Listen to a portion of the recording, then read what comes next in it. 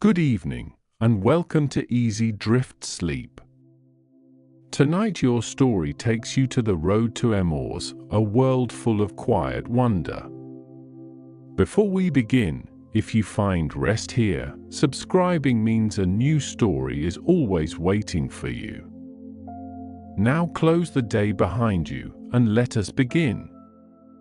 The dusty, winding road from Jerusalem to Emmaus, a path trodden by countless travelers for centuries, stretched out under the pale Judean sun, its ancient stones absorbing the day's fading warmth as two figures slowly made their way westward, their sandals stirring fine plumes of ochre-colored dust with each weary step. This particular route, often a bustling artery connecting the vibrant capital to the tranquil agricultural villages nestled in the hills, felt unusually quiet on this sorrowful afternoon, reflecting the profound desolation that had settled upon the hearts of the two men walking its length. The air, typically alive with the clamor of merchants and the cheerful chatter of pilgrims, now carried only the soft crunch of their sandals, a rhythmic, meditative sound that underscored the heavy silence between them, broken only by an occasional sigh or a murmured, incomplete sentence. Cleopas, a man of mature years, perhaps in his late 40s or early 50s, walked with a slight stoop, his shoulders bowed not by physical burden but by an immense, crushing grief that seemed to weigh upon his very soul, etching deeper lines into his already weathered face.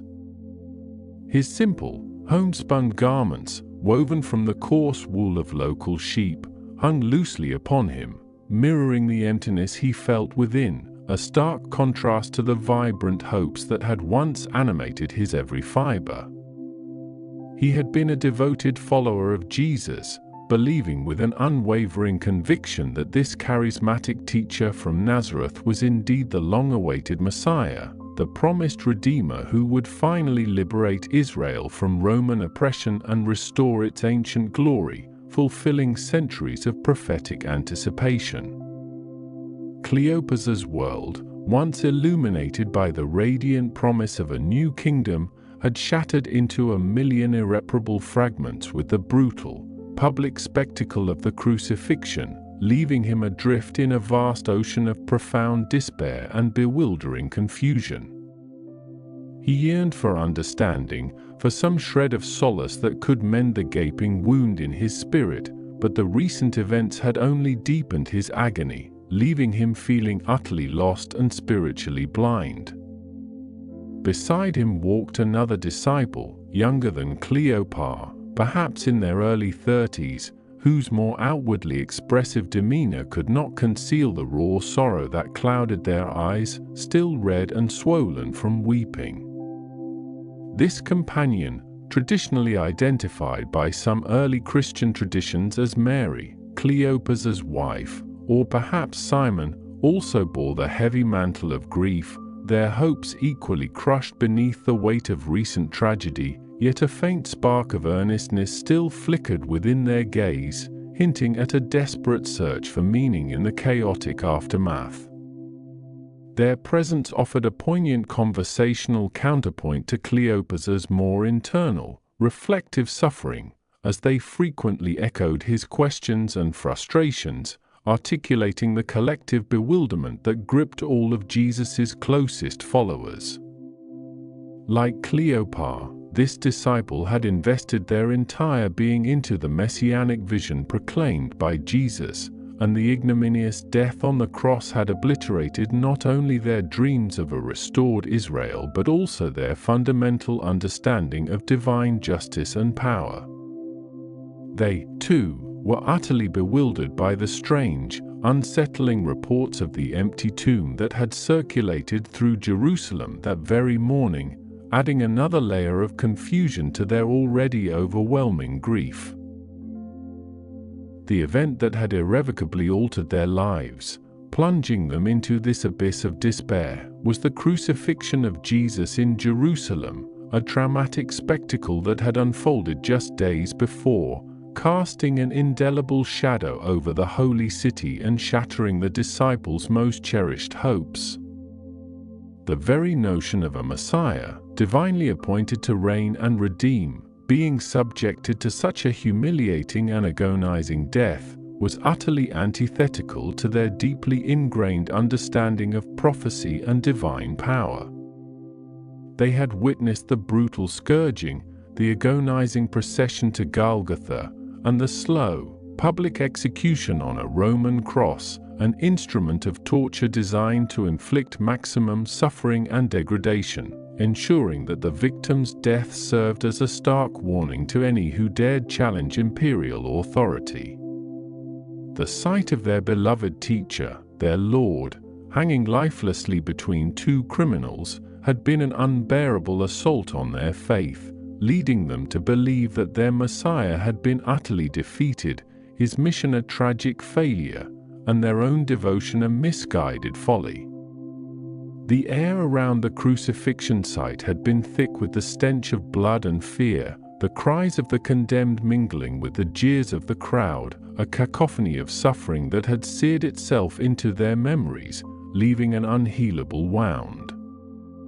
As Cleopas and his companion began their journey to Emmaus, a small village located approximately 7 miles northwest of Jerusalem, their decision to leave the capital was not merely a physical relocation but a symbolic retreat, an attempt to seek solace and distance from the traumatic events that had unfolded within its walls. The road itself became a metaphor for their spiritual wandering, a path away from the epicenter of their shattered dreams, carrying them further into a landscape of grief and uncertainty.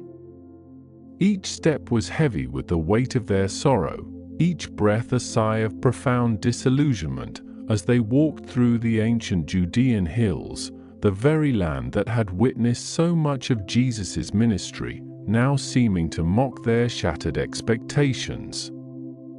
The journey was a desperate search for a quiet space where they might process the incomprehensible, where the echoes of the crowd's condemnation and the image of the cross might recede, allowing them some small measure of peace, though they knew not where to find it.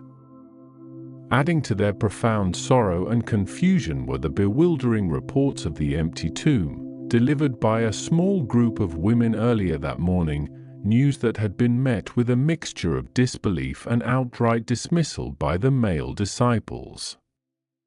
Mary Magdalene, a woman of fierce loyalty and unwavering devotion, known for her passionate love for Jesus and her unwavering commitment to his teachings, had been among the first to arrive at the sepulchre, intending to complete the traditional anointing of Jesus' body with spices, a ritual of respect for the deceased. Her voice, though not heard directly by Cleopas on this road, had been described as urgent and filled with an almost unbelievable joy when she recounted her extraordinary experience at the tomb, a testimony that stood in stark contrast to the prevailing atmosphere of despair. Mary, having been delivered from significant suffering by Jesus, had given her absolute devotion to him, and her unwavering faith had led her to be the primary witness to the empty tomb and, astonishingly, the first to encounter the risen Christ himself.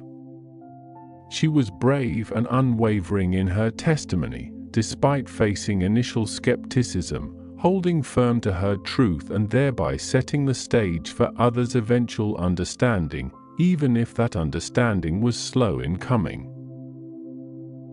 Accompanying Mary Magdalene were other faithful women, including Joanna and Mary the mother of James, who had also ventured to the tomb with the same loving intention of preparing Jesus' body for its final rest. These women, driven by love and duty, became accidental witnesses to the miraculous, discovering the stone rolled away and the tomb empty, then encountering angelic beings who proclaimed Jesus' resurrection. Their collective testimony, though initially dismissed by the male disciples as idle tales or the product of overwrought emotions, planted the first, unsettling seeds of doubt in the disciples' profound despair, introducing a perplexing element into their carefully constructed narrative of defeat. The women, who had faithfully followed Jesus throughout his ministry, even to the foot of the cross, were now courageously sharing an extraordinary revelation, even when met with skepticism, thereby initiating the spread of the resurrection news, a truth too immense and too radical to be immediately grasped. The male disciples, including Cleopas, had struggled to reconcile these astonishing claims with the brutal reality of the crucifixion, finding it easier to attribute the women's reports to grief-induced delusion rather than contemplate the possibility of such an unprecedented event.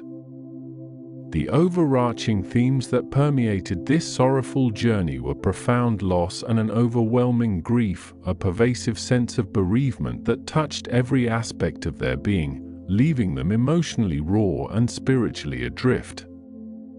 They had lost not only a beloved teacher and friend, but also the very foundation of their hopes for the future, the promise of a new kingdom, and their understanding of God's plan for Israel.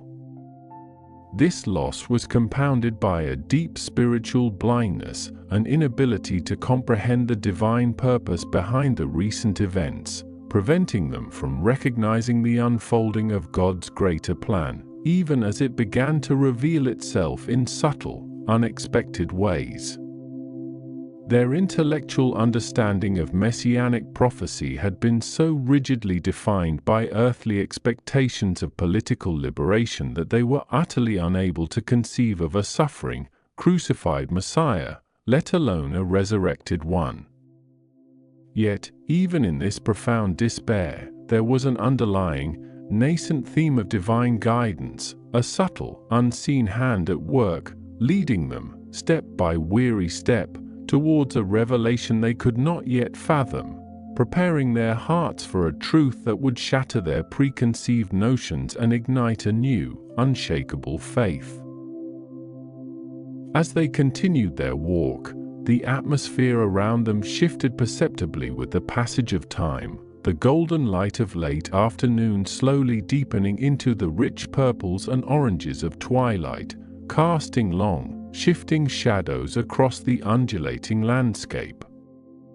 The warm, earthy scent of sun-baked soil, a fragrance characteristic of the Judean hills after a long day, mingled with the faint, delicate perfume of wild herbs that grew resiliently along the path, their subtle aromas carried on the gentle breeze. The distant bleating of sheep, a familiar sound in this pastoral region, and the occasional, plaintive call of a shepherd echoing across the hills, provided a melancholic soundtrack to their somber conversation, underscoring the quiet solitude of their journey. Each element of the natural world seemed to mirror their internal state, the fading light reflecting their diminishing hopes, the quietude amplifying their inner turmoil, as they moved further away from the city of their sorrow and closer to an encounter that would irrevocably transform their understanding of everything they had believed. The path ahead, though physically clear, remained shrouded in spiritual darkness for Cleopas and his companion, their hearts heavy with unanswered questions and an almost unbearable grief, unaware that the very person they mourned was about to join them on their desolate road, ready to illuminate their understanding and transform their despair into an explosive joy. As the golden light of late afternoon began its slow, deliberate descent, painting the Judean hillsides with hues of amber and rose, two figures walked along a dusty road, their shoulders slumped with a profound weariness that transcended mere physical exertion. The air, still warm from the day's sun, was gradually yielding to the cooler embrace of evening, and a gentle rustle of olive leaves in a soft evening breeze created a whispering, calming sound that seemed to echo the quiet sorrow in their hearts. Their journey, a mournful 7-mile trek from the bustling, grief-stricken city of Jerusalem to the small village of Emmaus, was punctuated by hushed, earnest conversation, their voices low and heavy with the weight of recent, devastating events that had shattered their world and extinguished their most cherished hopes. Their discussion revolved incessantly around the bewildering, tragic occurrences of the past few days, the sudden, brutal crucifixion of Jesus of Nazareth, whom they had believed with every fiber of their being to be the long-awaited Messiah, the promised Redeemer of Israel. The very concept of a crucified Messiah was a profound paradox, a stumbling block that defied their understanding of divine power and prophetic fulfillment, leaving them adrift in a sea of confusion and despair. They grappled with the stark reality of his death, the ignominy of the cross, and the crushing defeat of their expectations, struggling to reconcile these events with the powerful teachings, miraculous healings, and authoritative pronouncements that had characterized his ministry. It was amidst this somber reflection, as the sun dipped lower towards the western horizon, casting long, shifting shadows that danced with the rhythm of their steps, that an unexpected encounter unfolded, marking the beginning of a spiritual awakening they could not yet fathom. A third figure, a mysterious traveler, joined them on the road, emerging seemingly from the soft, fading light, his presence both intriguing and subtly curious, yet entirely unassuming.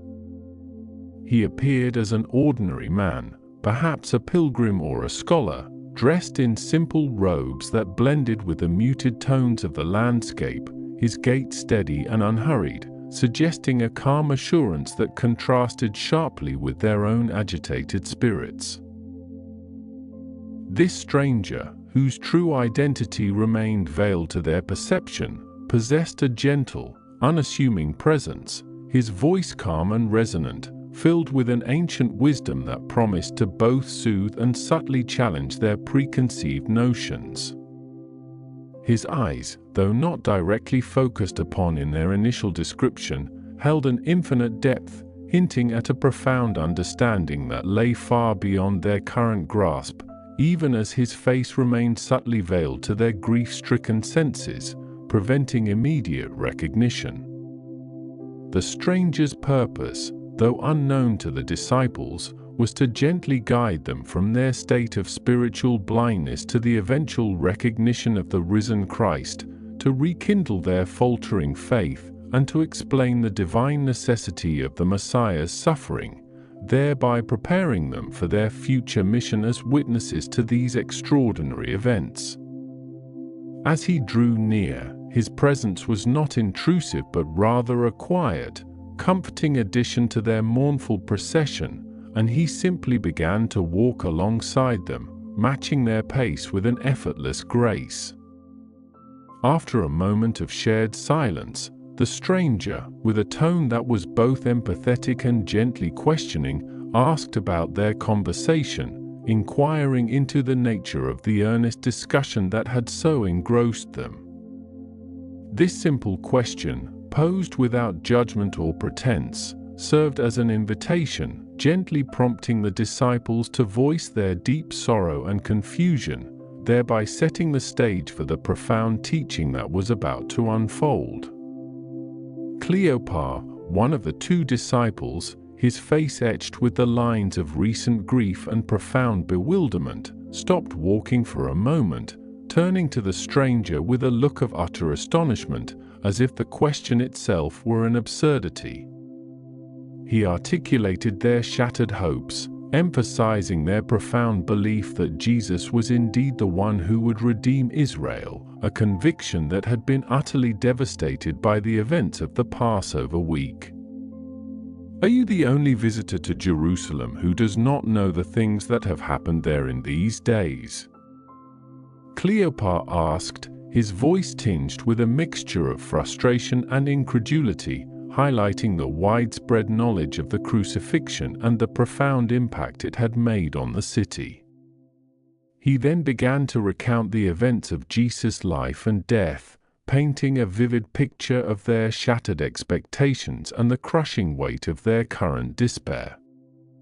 Cleopas spoke of Jesus of Nazareth, a man who had been a prophet, mighty in deed and word before God and all the people, recalling the awe-inspiring miracles, the profound parables, and the authoritative teachings that had captivated crowds and challenged the established religious order. He described how the chief priests and their rulers had delivered him up to be condemned to death and had crucified him, detailing the brutal, public execution that had been a spectacle of immense suffering and injustice.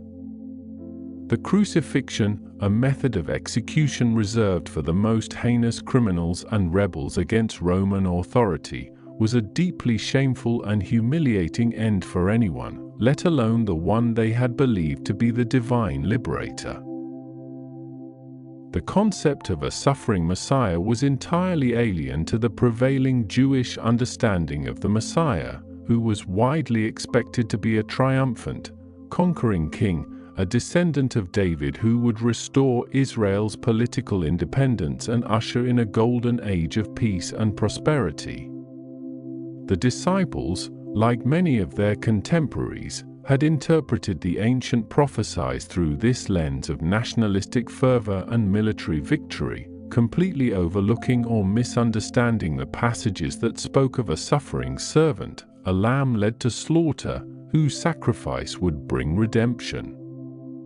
Their bewilderment at his crucifixion stemmed from this fundamental theological disconnect, an inability to reconcile the image of a powerful Messiah with the reality of a brutally executed one.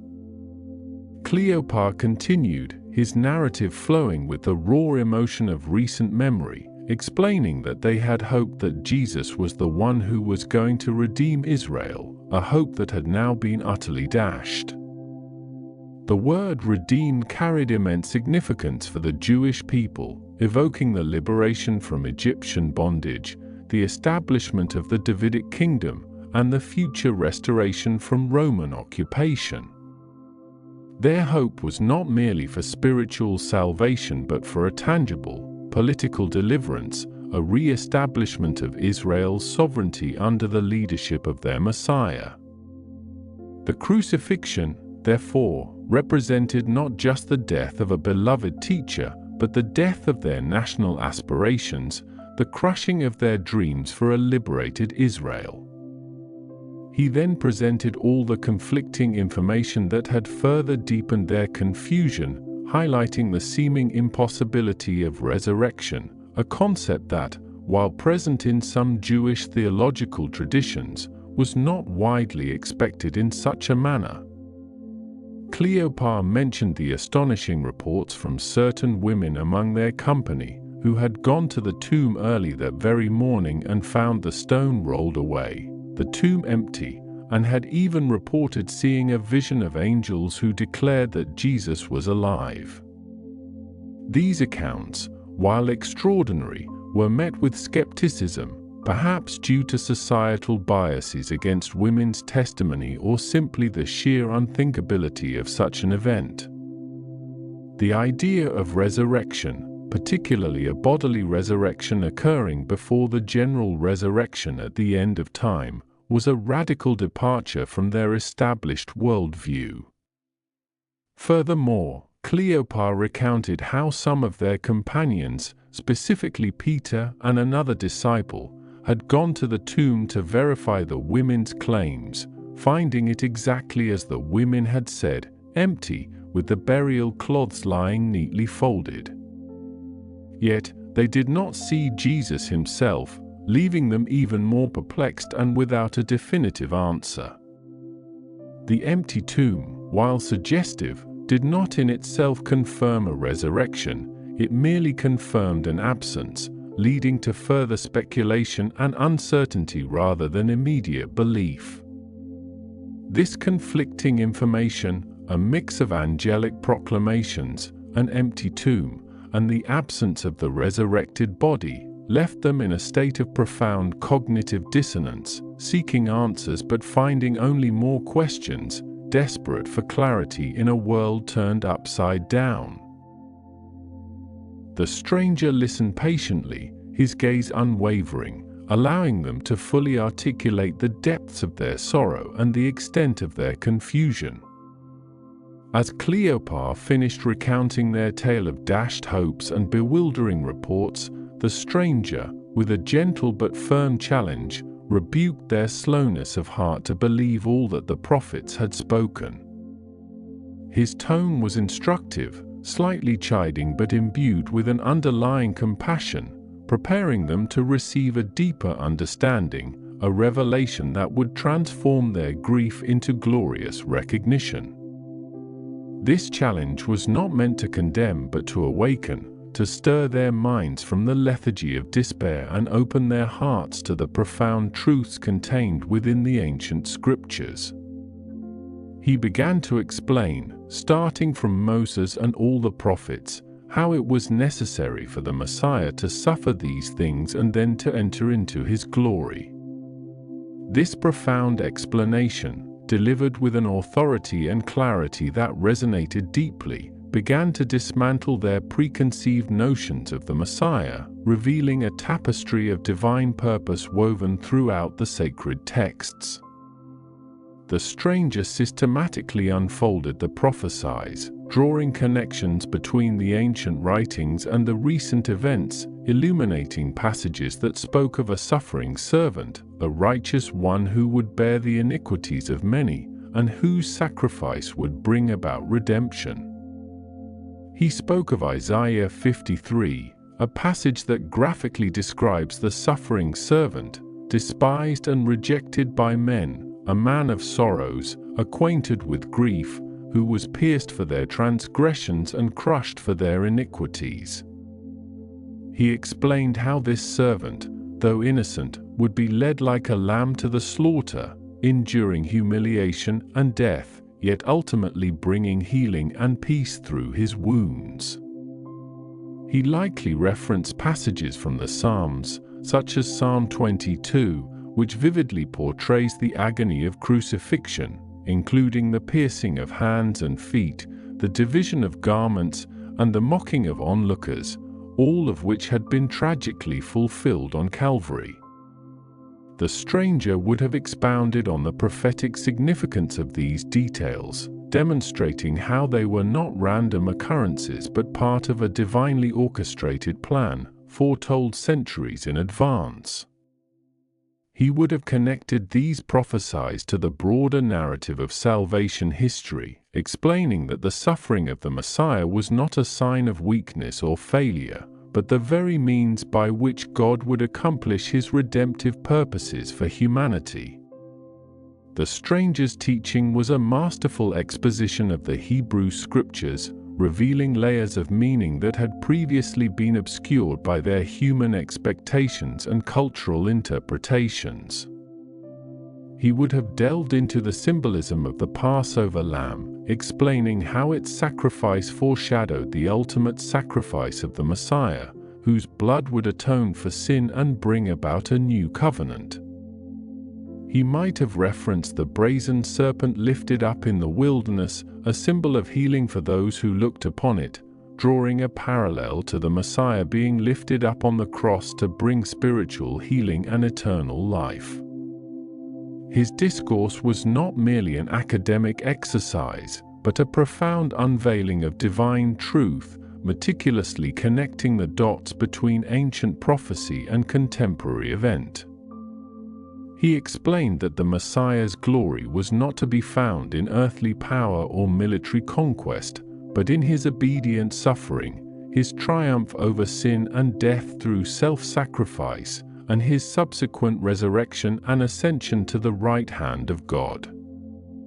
This reinterpretation of glory challenged their understanding, shifting it from a worldly, political dominion to a spiritual, redemptive victory. As the stranger spoke, the spiritual blindness that had clouded the disciples' minds began to dissipate, slowly, almost imperceptibly, like morning mist lifting from a valley. Their hearts, which had been heavy with sorrow and confusion, began to stir with an unfamiliar warmth, a sensation that was both comforting and intellectually stimulating. This stirring was not just an emotional response but a profound intellectual and spiritual awakening, as the words of Scripture, previously opaque, now shone with a brilliant clarity, illuminating the path they had failed to see. The power of Scripture, when rightly interpreted and illuminated by divine understanding, was beginning to transform their despair into nascent hope, their confusion into dawning comprehension.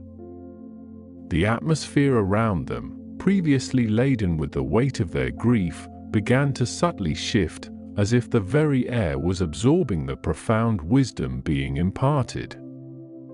The gentle rustle of olive leaves in the soft evening breeze continued, a constant, soothing counterpoint to the stranger's resonant voice, which filled the twilight air with ancient truths.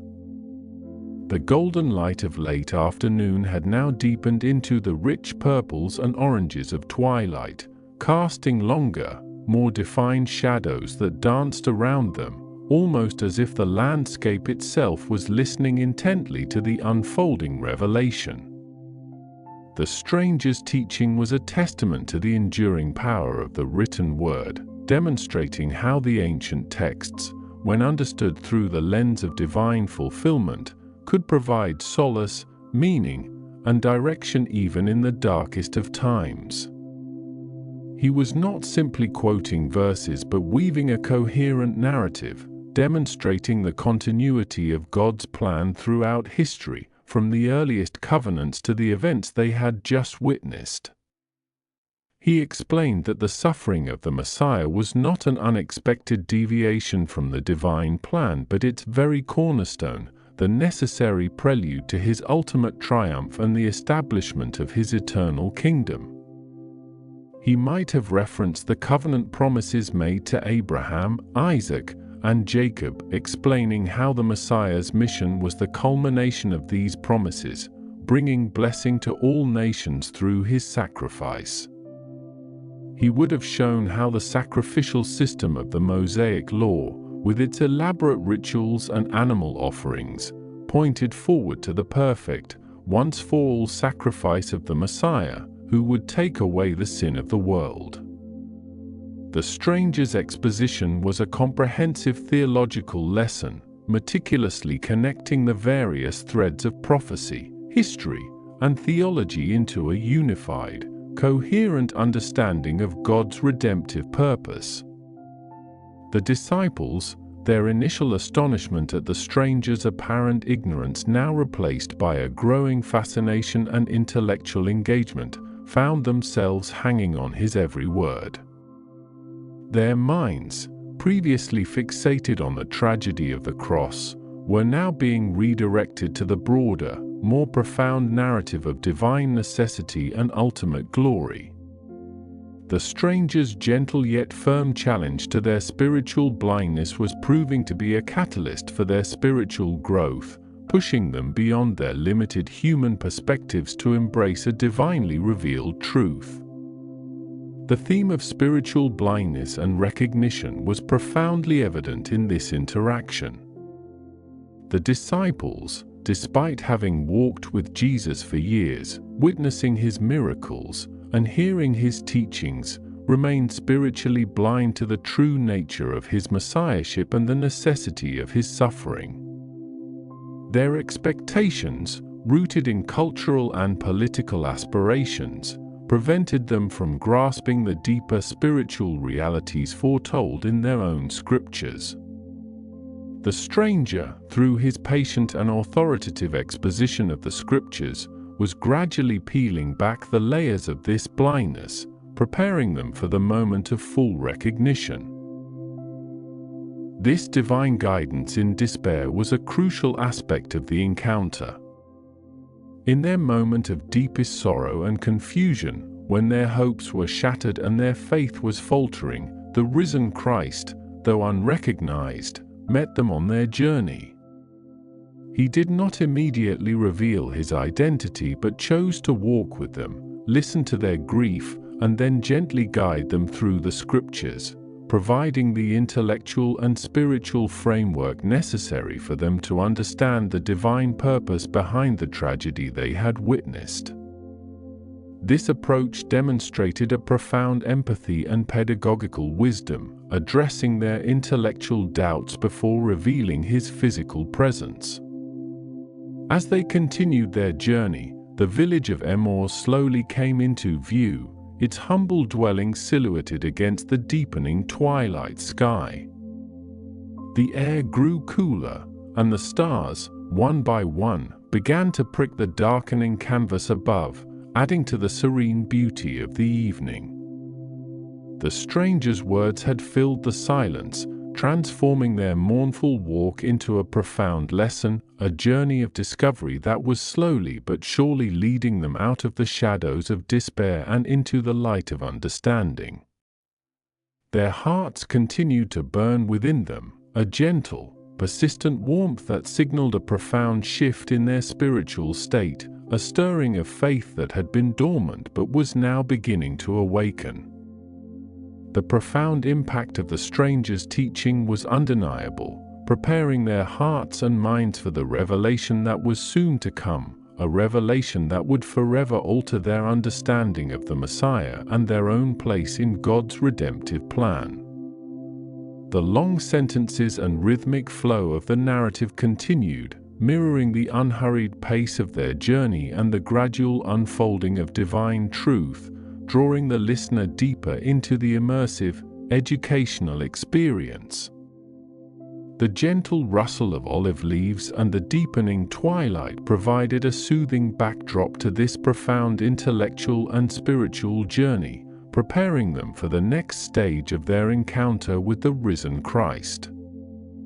The stranger's presence, initially that of a mere fellow traveler, had now become that of a profound teacher, his words resonating with an authority that transcended human understanding, gently guiding their troubled minds towards an understanding that would soon transform their entire perception of reality. The stage was set for the ultimate recognition, the moment when their spiritual blindness would finally be lifted, revealing the true identity of their mysterious traveler. The soft, rhythmic crunch of sandals upon the ancient, dusty path continued as the two disciples, Cleopas and his companion, walked steadily away from the bustling, sorrow-laden city of Jerusalem, their conversation still heavy with the recent, bewildering events that had shattered their world. The stranger, who had so gently joined their journey, now began to speak with an authority and depth that transcended mere human understanding, his voice a soothing balm against the backdrop of their profound grief and confusion. He commenced his illuminating discourse not with a direct address of their immediate sorrow, but by meticulously unfolding the vast tapestry of ancient prophecies, starting from the venerable figure of Moses, whose writings laid the foundational stones of their faith and anticipated a prophet like himself. He began by referencing the very first books of the Torah, the Pentateuch, where the promise of a coming deliverer, a seed of the woman who would crush the serpent's head, was subtly woven into the narrative of creation and fall, a promise that had resonated through generations of Israelite expectation.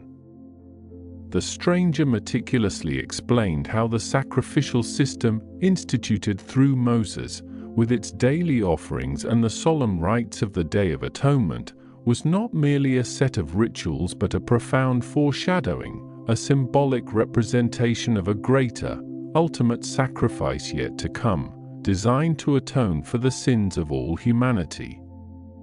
He spoke of the Passover lamb, whose blood marked the doorposts in Egypt, saving the firstborn from the angel of death, drawing a direct parallel to a future, perfect lamb whose sacrifice would bring eternal redemption, fulfilling the very essence of that ancient deliverance.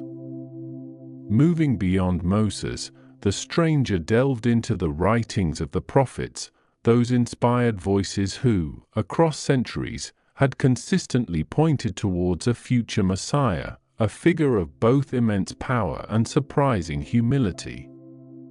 He cited passages from Isaiah, particularly the profound and poignant suffering servant songs, which described a figure who would be despised and rejected by men, a man of sorrows acquainted with grief, bearing the iniquities of many, and by whose wounds they would be healed. This was a radical reinterpretation for the disciples, who, like many of their contemporaries, had largely envisioned a conquering king, a political liberator who would overthrow Roman oppression and restore Israel to its former glory, not one who would endure such profound suffering and ignominy. The stranger then illuminated the prophecies of Jeremiah, who spoke of a new covenant, not etched in stone but written upon the hearts of men, a covenant that would bring a deeper, more intimate relationship with God, transcending the limitations of the old law. He wove in the visions of Daniel, detailing the coming of the Son of Man, a celestial figure who would receive everlasting dominion, contrasting this divine authority with the earthly humiliation that had just transpired in Jerusalem. Each scripture, each ancient word, was meticulously placed within a grand, overarching narrative, revealing the divine necessity of the Messiah's suffering, not as a tragic failure, but as an integral, preordained part of God's redemptive plan. He explained how the very concept of glory, in God's divine economy, was intrinsically linked with humility and self-sacrifice, a paradox that defied conventional human understanding but was profoundly central to the unfolding of salvation history. The stranger articulated how the Messiah's journey through suffering, death, and resurrection was not an unforeseen deity but the very path ordained for him to enter into his ultimate glory, fulfilling every prophetic utterance with breathtaking precision. His exposition was not a mere recitation of verses, but a profound, intellectual unveiling, connecting disparate threads of ancient wisdom into a coherent, luminous tapestry, illuminating the profound depths of God's eternal purposes. As the stranger continued to expound upon these ancient texts, a remarkable transformation began to unfold within the two disciples, a subtle yet undeniably powerful internal spiritual awakening that stirred their very beings. A warmth, gentle at first but steadily intensifying, began to spread through their chests, a sensation akin to a smoldering ember being fanned into a soft, glowing flame. This was not a physical heat but a deep, resonant stirring of hope and understanding, a profound sense of recognition for the truth being spoken, even though they still did not consciously recognize the speaker himself. Their hearts, which had been heavy with despair and confusion, now felt a lightness, a subtle lifting of the oppressive weight of sorrow that had burdened them since the crucifixion. The words of the stranger were not just intellectual propositions, they were living, breathing truths that resonated with a deep, innate spiritual hunger they had perhaps not even fully acknowledged. Each explanation, each connection between prophecy and recent events, chipped away at the layers of their grief and disillusionment, revealing a glimmer of light where only darkness had seemed to prevail. This internal warmth was an awakening of their dormant faith, a rekindling of the hope they had believed extinguished with their Lord's death. It was as if the very essence of the Scriptures, previously understood only in part, was now being poured directly into their spirits, nourishing and revitalizing them from within. The profound intellectual curiosity that had initially drawn them to listen to the stranger now deepened into a spiritual hunger, a yearning for more of this profound wisdom that so powerfully spoke to their innermost beings. They found themselves leaning forward, their steps becoming lighter, their eyes fixed on the stranger, absorbing every word, every nuance of his explanation, feeling an undeniable connection to the divine truth he was so eloquently articulating. This burning sensation was a testament to the transformative power of God's word, spoken with divine authority, piercing through their preconceived notions and opening their minds and hearts to a new, more profound understanding of their faith. It was a silent, internal revolution, a spiritual renaissance occurring within them, preparing them for a revelation far greater than they could yet imagine. The gentle rustle of olive leaves in a soft evening breeze provided a whispering, calming sound that accompanied their journey, a natural symphony harmonizing with the profound peace that was slowly settling upon their souls. The cool, crisp air of approaching night began to embrace the landscape, bringing with it a sense of quiet reflection, a perfect atmosphere for the deep spiritual truths being unveiled. The long shadows stretched across the path, painting the familiar countryside in hues of twilight, as the sun dipped lower towards the western horizon, casting a warm, golden glow that softened the edges of their surroundings. The journey continued, and as the sun began its final descent, painting the western sky with strokes of deep orange and soft violet, the small village of Emmaus gradually came into view, its humble dwelling silhouetted against the fading light. The day's travel, though physically tiring, had been spiritually invigorating, and the approaching dusk now brought with it a sense of peaceful conclusion to their long walk. The end of their physical journey coincided with this transition from the spiritual darkness of their initial despair to the impending light of a deeper understanding, a symbolic convergence of the external and internal landscapes. The air grew cooler, carrying the faint scent of wood smoke from distant hearths, and the sounds of the countryside began to quiet, replaced by the gentle chirping of crickets and the soft hoot of an owl. The path, which had been their constant companion, now led them directly into the heart of the village, where the promise of rest and shelter awaited. There was an expectant hush in the air, a sense of anticipation that something significant was about to transpire, though its precise nature remained veiled to the disciples. The fading light of day, often associated with endings, here felt more like a prelude, a soft curtain falling before the commencement of a new, more profound act. The transition from the bright, harsh light of day to the soft, enveloping embrace of evening mirrored the journey of their hearts, moving from the stark reality of their grief into the comforting, illuminating presence of the stranger's words.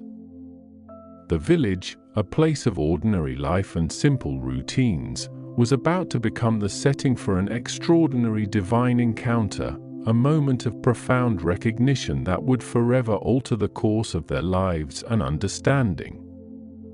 As they reached the outskirts of Emmaus, the stranger, with a subtle and deliberate gesture, made as if to continue his journey further along the road, indicating his intention to proceed beyond the village. This was a customary and polite action in that culture, a way of allowing his companions to offer hospitality without feeling obligated, a subtle test of their genuine desire for his continued presence and teaching. His movement was not abrupt but a gentle turning, a slight inclination of his body suggesting a path onward, observing their reaction with a quiet, knowing gaze. He did not explicitly state his departure but rather implied it through his posture and direction, giving them the opportunity to respond freely, to articulate their longing for his company.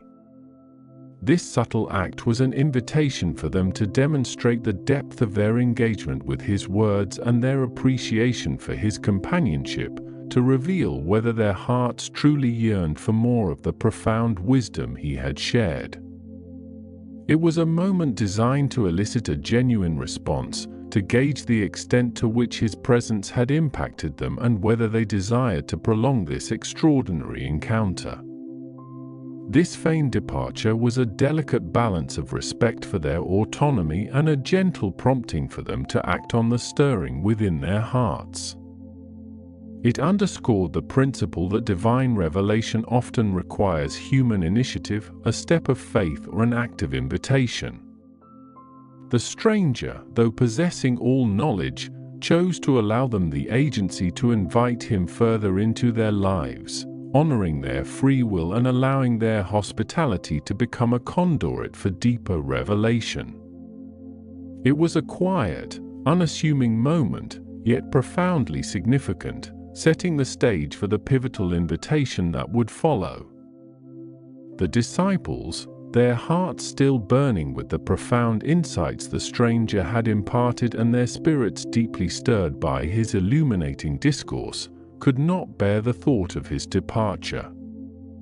Their desire for his continued presence and teaching was overwhelmingly strong, compelling them to act on the powerful emotions that had been awakened within them. With earnest and heartfelt urgency, they pressed him, urging him to stay for the night, their voices filled with a genuine longing for his companionship. "Stay with us," they implored, their words reflecting not just the lateness of the hour, but the deep spiritual hunger that had taken root in their souls. "For it is toward evening, and the day is now far spent." This was more than a mere social courtesy. It was an invitation born of a profound spiritual need, a recognition that the wisdom he possessed was too precious to let slip away into the deepening twilight. Their hospitality, a cornerstone of ancient Near Eastern culture, was here imbued with a deeper significance, becoming a pivotal act that would unlock further revelation. They did not merely suggest but earnestly constrained him, using a word that implied a gentle but firm insistence, conveying the depth of their desire for him to remain. The thought of continuing their journey without him, after experiencing such an extraordinary outpouring of understanding, was simply unthinkable. They yearned for more of his words, more of his presence, sensing that there was still an unspoken truth awaiting them, a deeper layer of understanding yet to be unveiled. Their invitation was a testament to the transformative power of his teaching, demonstrating that their initial despair had been replaced by a burgeoning hope and an insatiable curiosity. It was an act of faith, a willingness to extend their meager resources, a simple meal and shelter, to a stranger who had profoundly touched their lives. This earnest plea, offered from the depths of their awakened hearts, proved to be the crucial turning point, drawing them closer to a moment of profound truth and revelation that would forever change their understanding of the Messiah and their own place in the unfolding divine narrative. The power of Scripture, as demonstrated by the stranger on the road to Emmaus, lies not merely in its historical accounts or moral precepts, but in its profound capacity to reveal the living truth of God's redemptive plan, a truth that transcends time and speaks directly to the human heart. For centuries, the Jewish people had revered the Torah, the prophets, and the writings as the sacred word of God, meticulously preserving scrolls, studying them diligently, and interpreting them within their communities. The stranger's exposition, however, brought a revolutionary depth to this understanding, showing how every narrative, every prophecy, every sacrificial ritual was intricately woven into a cohesive, unfolding story pointing towards the Messiah. This tradition of scriptural interpretation, known as midrash in Jewish scholarship, involved careful exegesis, seeking deeper meanings and connections within the text, often drawing parallels between different passages to illuminate a central theme. The stranger's approach was a masterclass in this, revealing how the seemingly disparate elements of the Old Testament coalesced into a unified narrative of salvation, demonstrating God's consistent purpose throughout history. He showed how figures like Moses, leading Israel out of bondage, were types or foreshadowings of a greater deliverer, and how the manna in the wilderness anticipated a spiritual bread of life. The prophetic books, often perceived as complex and sometimes obscure, were rendered luminous by his explanations, their messages of judgment and hope now clearly pointing to the necessity of the Messiah's suffering and subsequent glory. For the disciples, who had been steeped in the traditional interpretations that emphasized a victorious, earthly king, this rereading of the Scriptures was nothing short of revolutionary.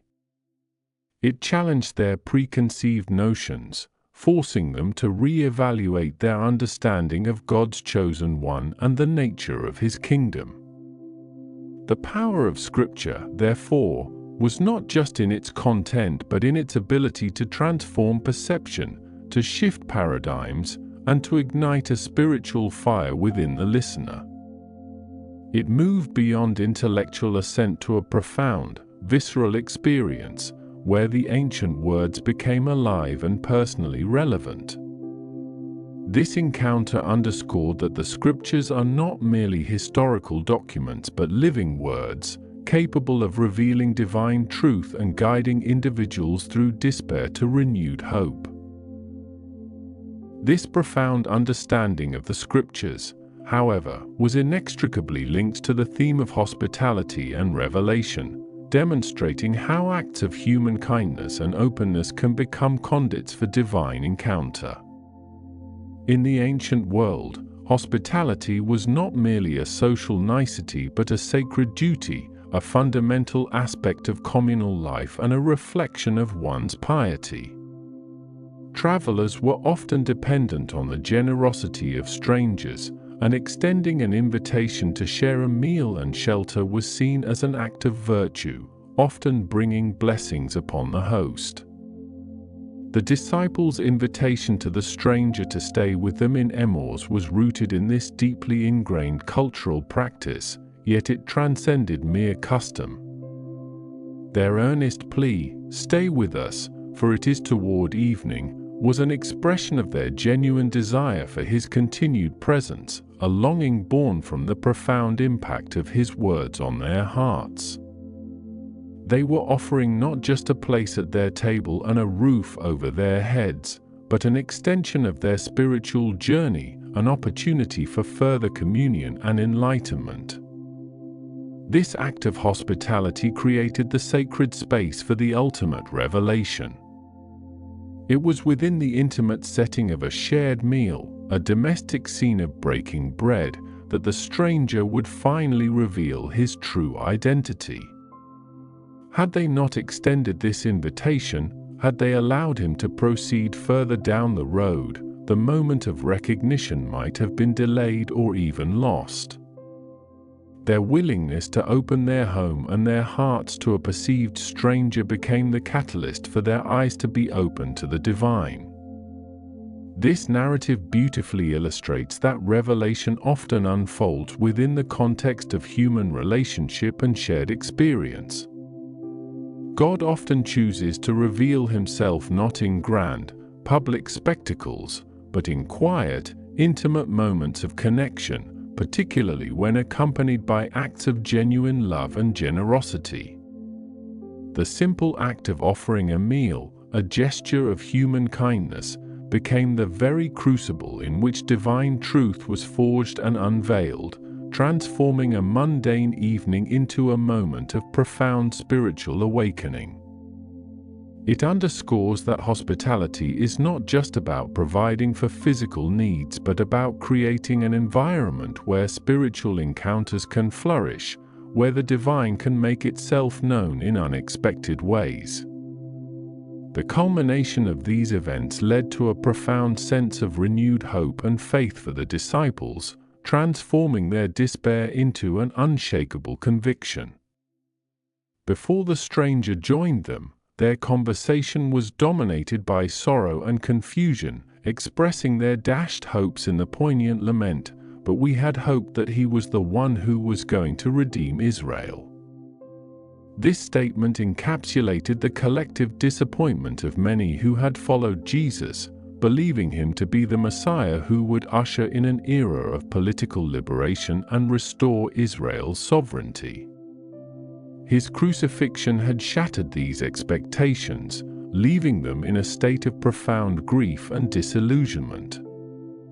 However, as the stranger meticulously unfolded the Scriptures, reinterpreting the prophecies and revealing the divine necessity of the Messiah's suffering and glory, their understanding began to shift.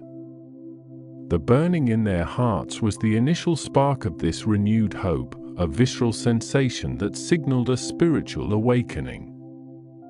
His words provided a new framework for understanding the events that had transpired, transforming what they perceived as a tragic end into a purposeful fulfillment of ancient prophecies.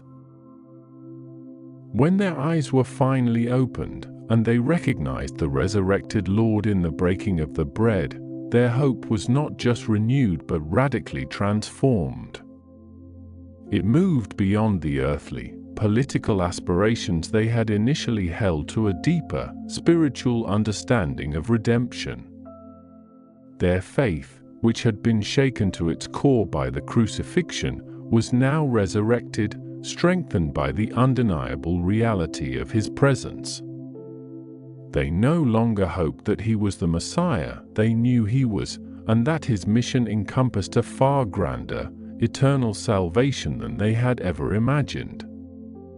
This renewed hope and faith propelled them from their state of despondency to one of fervent evangelism. They immediately rose, despite the late hour, and returned to Jerusalem, eager to share the incredible news with the other disciples. Their fear had been replaced by courage, their sorrow by joy, and their confusion by clarity. The encounter had not only restored their faith but had also empowered them with a new purpose, a mission to bear witness to the resurrected Christ and the transformative power of his redemptive work. This experience on the road to Emmaus became a foundational narrative for the early Christian community, illustrating the journey from doubt to conviction, from despair to triumphant faith, all illuminated by the power of the resurrected Lord and the revelation of the Scriptures. Throughout their journey, the disciples experienced a profound sense of divine guidance in their despair, an invisible hand leading them through their darkest hour towards understanding and revelation. Their initial state was one of profound despondency. They were walking away from Jerusalem, the very center of their hopes and dreams, physically and emotionally distancing themselves from the events that had shattered their world. Their conversation was a lament, a recounting of their dashed expectations and the tragic end of the one they believed would redeem Israel. This was a deep, existential despair, not just sadness, but a loss of purpose and direction. Yet, even in this state of profound grief, divine guidance was subtly at work. The appearance of the stranger, seemingly by chance, was the first manifestation of this guidance. He did not immediately reveal his identity but engaged them in their sorrow, drawing out their story, allowing them to voice their pain and confusion.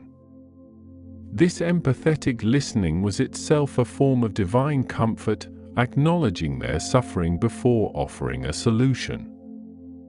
His subsequent exposition of the Scriptures served as a beacon, slowly illuminating the path out of their spiritual darkness. The burning in their hearts was an internal confirmation that they were being led towards truth, even when their minds could not yet fully grasp it. This internal stirring was a gentle, spiritual nudge, guiding them to pay closer attention, to open themselves to a new perspective. The stranger's presence was a steady, unwavering light in their confusion, patiently guiding them through the labyrinth of their grief. The cool, crisp air of approaching night and the gentle rustle of olive leaves provided a serene backdrop to this unfolding guidance, creating an atmosphere conducive to reflection and reception of divine truth. The natural world seemed to echo the peace that was slowly settling upon their troubled spirits.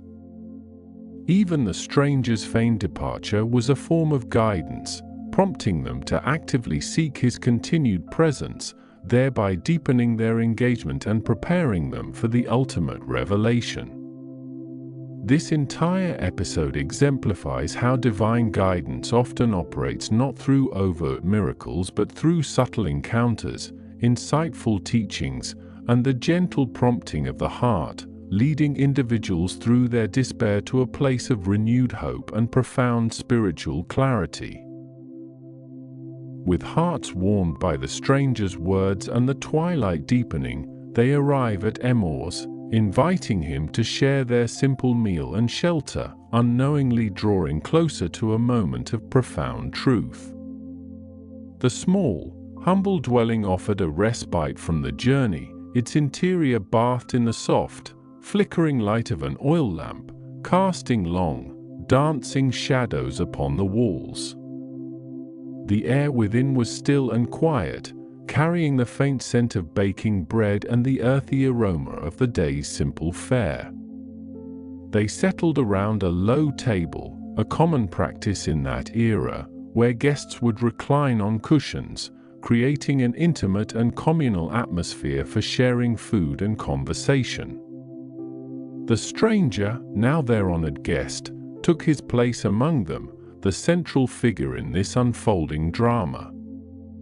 The disciples, their minds still reeling from the profound scriptural insights he had shared, watched him with a mixture of awe and anticipation, their earlier despair now replaced by an almost palpable sense of wonder and a deep spiritual hunger.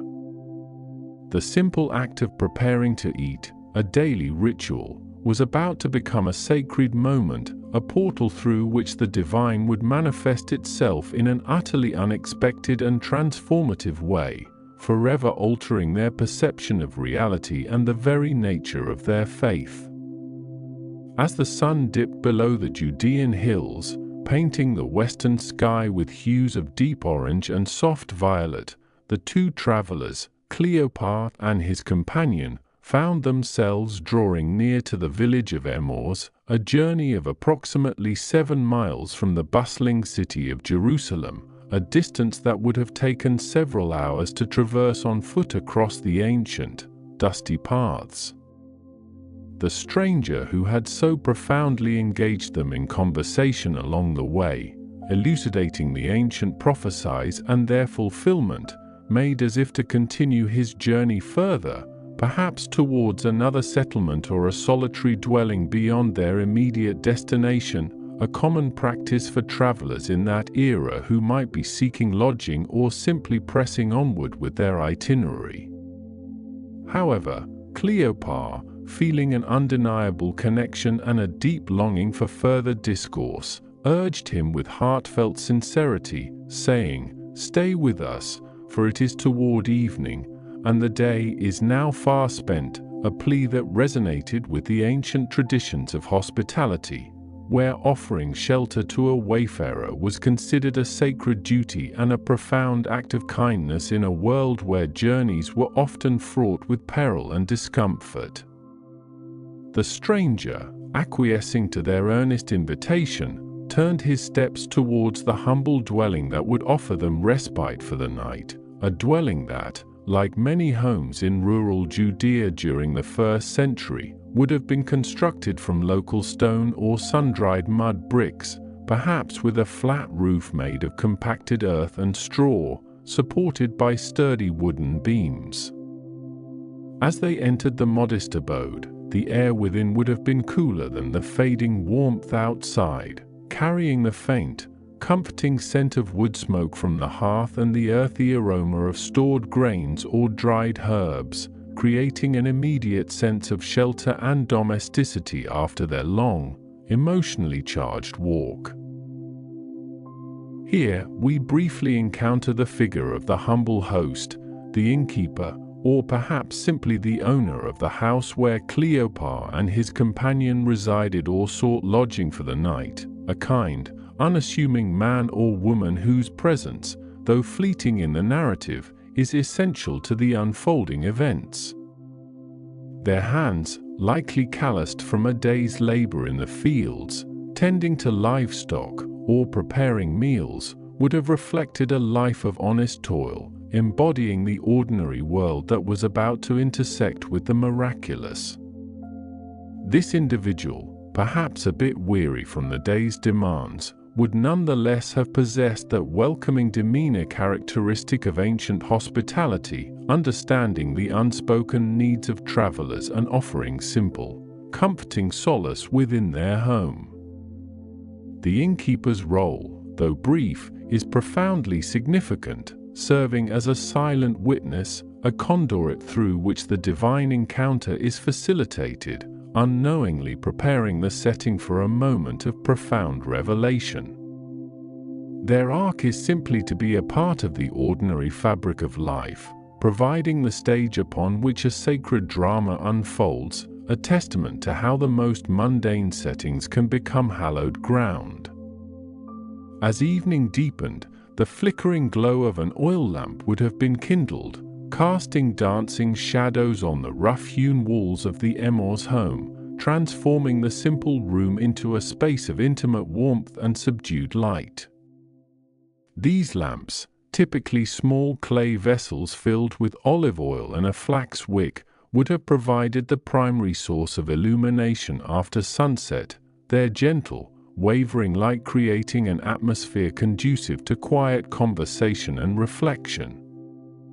The shadows, stretching and contracting with every subtle movement of the flame, would have lent an almost ethereal quality to the scene, highlighting the textures of the stone or mud brick walls, the simple wooden furniture, and the faces of the three men gathered around the low table. The comforting aroma of freshly baked bread and simple stew would have begun to permeate the air, a scent of home and sustenance that spoke of the day's labor culminating in a shared meal, a fundamental ritual of human connection across cultures and centuries. This aroma, perhaps mingled with the faint sweetness of dates or figs, or the pungent scent of herbs like hyssop or thyme, would have been a profoundly grounding presence, contrasting with the extraordinary spiritual journey the two disciples had just undertaken. The preparation of such a meal, though simple, would have been an act of care, providing the necessary nourishment for weary bodies and minds, setting the stage for a moment of shared communion and intimacy that would transcend the physical act of eating. They sat down to eat in the humble home, a moment of shared communion and intimacy that, in ancient Judea, was far more than mere sustenance. It was a profound social ritual, a binding act that solidified relationships and offered a sense of belonging. The low table, perhaps a simple wooden slab or a woven mat on the floor, would have been laden with the modest provisions, likely consisting of unleavened bread, a hearty stew made with lentils or vegetables, perhaps some olives, and a cup of wine, all staples of the Galilean and Judean diet. This act of sharing a meal, especially with a guest, was imbued with deep cultural significance, representing trust, fellowship, and the breaking down of barriers, creating an atmosphere of anticipation, though the disciples were still unaware of the profound revelation that was about to unfold before their very eyes. It was at this juncture, as the three men prepared to partake of their evening meal, that the stranger takes bread, blesses it, breaks it, and gives it to them, a sequence of actions so deeply ingrained in Jewish tradition and so profoundly resonant with the disciples' own recent experiences that it instantly opened their eyes to his true identity. In Jewish custom, the host of a meal, or the most honored guest, would typically perform the blessing over the bread, known as the harmotzi, giving thanks to God for providing sustenance. The stranger, despite being the invited guest, assumes this role, a subtle indication of his true authority and spiritual preeminence. He took the bread, a simple, flat loaf, perhaps still warm from the oven, holding it with a deliberate reverence that would have caught the attention of Cleopas and his companion. Then, he pronounced a blessing, a prayer of thanksgiving that, while common, would have been uttered with a unique resonance, perhaps using phrases or a tone that stirred a deep, subconscious memory within the disciples. This act of blessing the bread was not merely a formality, it was a sacred invocation, acknowledging the divine source of all provision and sanctifying the meal.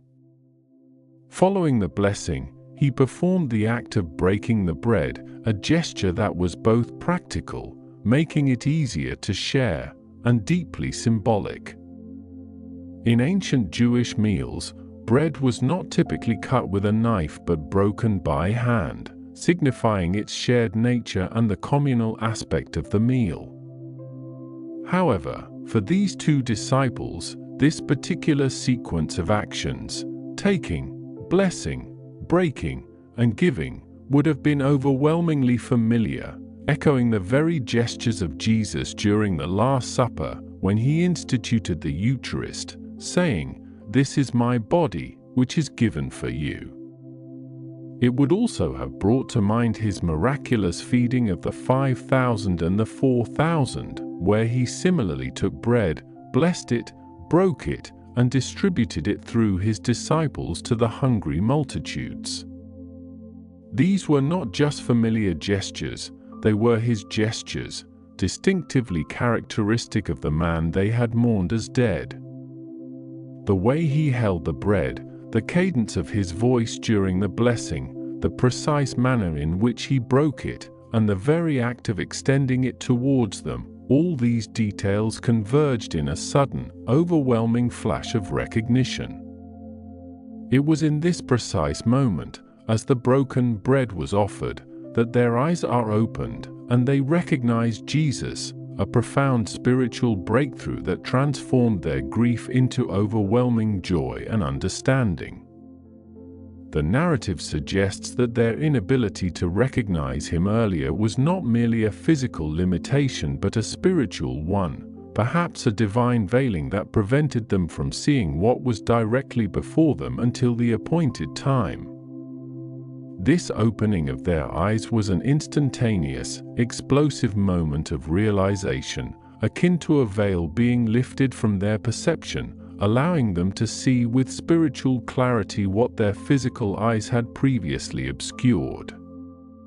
The shock of recognition would have been immense, a wave of awe and astonishment washing over them as the pieces of their journey suddenly clicked into place. The stranger who had walked with them, whose words had burned within their hearts, was none other than their resurrected Lord. This recognition was not a gradual dawning but a sudden, revelatory flash, a moment of profound spiritual insight that transcended mere visual identification. It was an understanding that reached deep into their souls, confirming everything he had taught them, validating the prophecies, and shattering their despair with an undeniable truth. The man who had been crucified, the one they had believed to be dead, was alive, resurrected, and sitting at their table. The implications of this realization were staggering, transforming their sorrow into an unimaginable joy, their confusion into absolute clarity. The weight of their grief, which had burdened them throughout their journey, would have lifted instantly, replaced by an exhilarating sense of wonder and profound spiritual peace. Yet, as quickly as he was revealed, Jesus vanishes from their sight, his departure confirming his resurrected, spiritual nature and leaving them with the profound truth of his presence. The Greek word used, rfah entus agh neto, can be translated as he became invisible or he vanished, suggesting a supernatural disappearance rather than a simple exit from the room. This mysterious departure served several crucial purposes. Firstly, it underscored the transformed nature of his resurrected body, which was no longer bound by the same physical limitations as before his crucifixion. He could appear and disappear at will, passing through locked doors, traversing distances instantaneously, and manifesting in ways that defied conventional understanding. This was not merely a resuscitation, it was a glorification, a new mode of being that transcended the physical realm while still being tangible enough to be recognized. Secondly, his vanishing prevented the disciples from clinging to his physical presence, compelling them instead to focus on the spiritual reality of his resurrection and the profound message he had imparted. It shifted their understanding from a purely physical, earthly companionship to a spiritual, ever-present reality. His absence, paradoxically, confirmed his presence, not as a limited human figure, but as the omnipresent, glorified Christ. This act left them not in confusion, but in a state of wonder-filled confirmation, their hearts burning with the truth of what they had witnessed and experienced.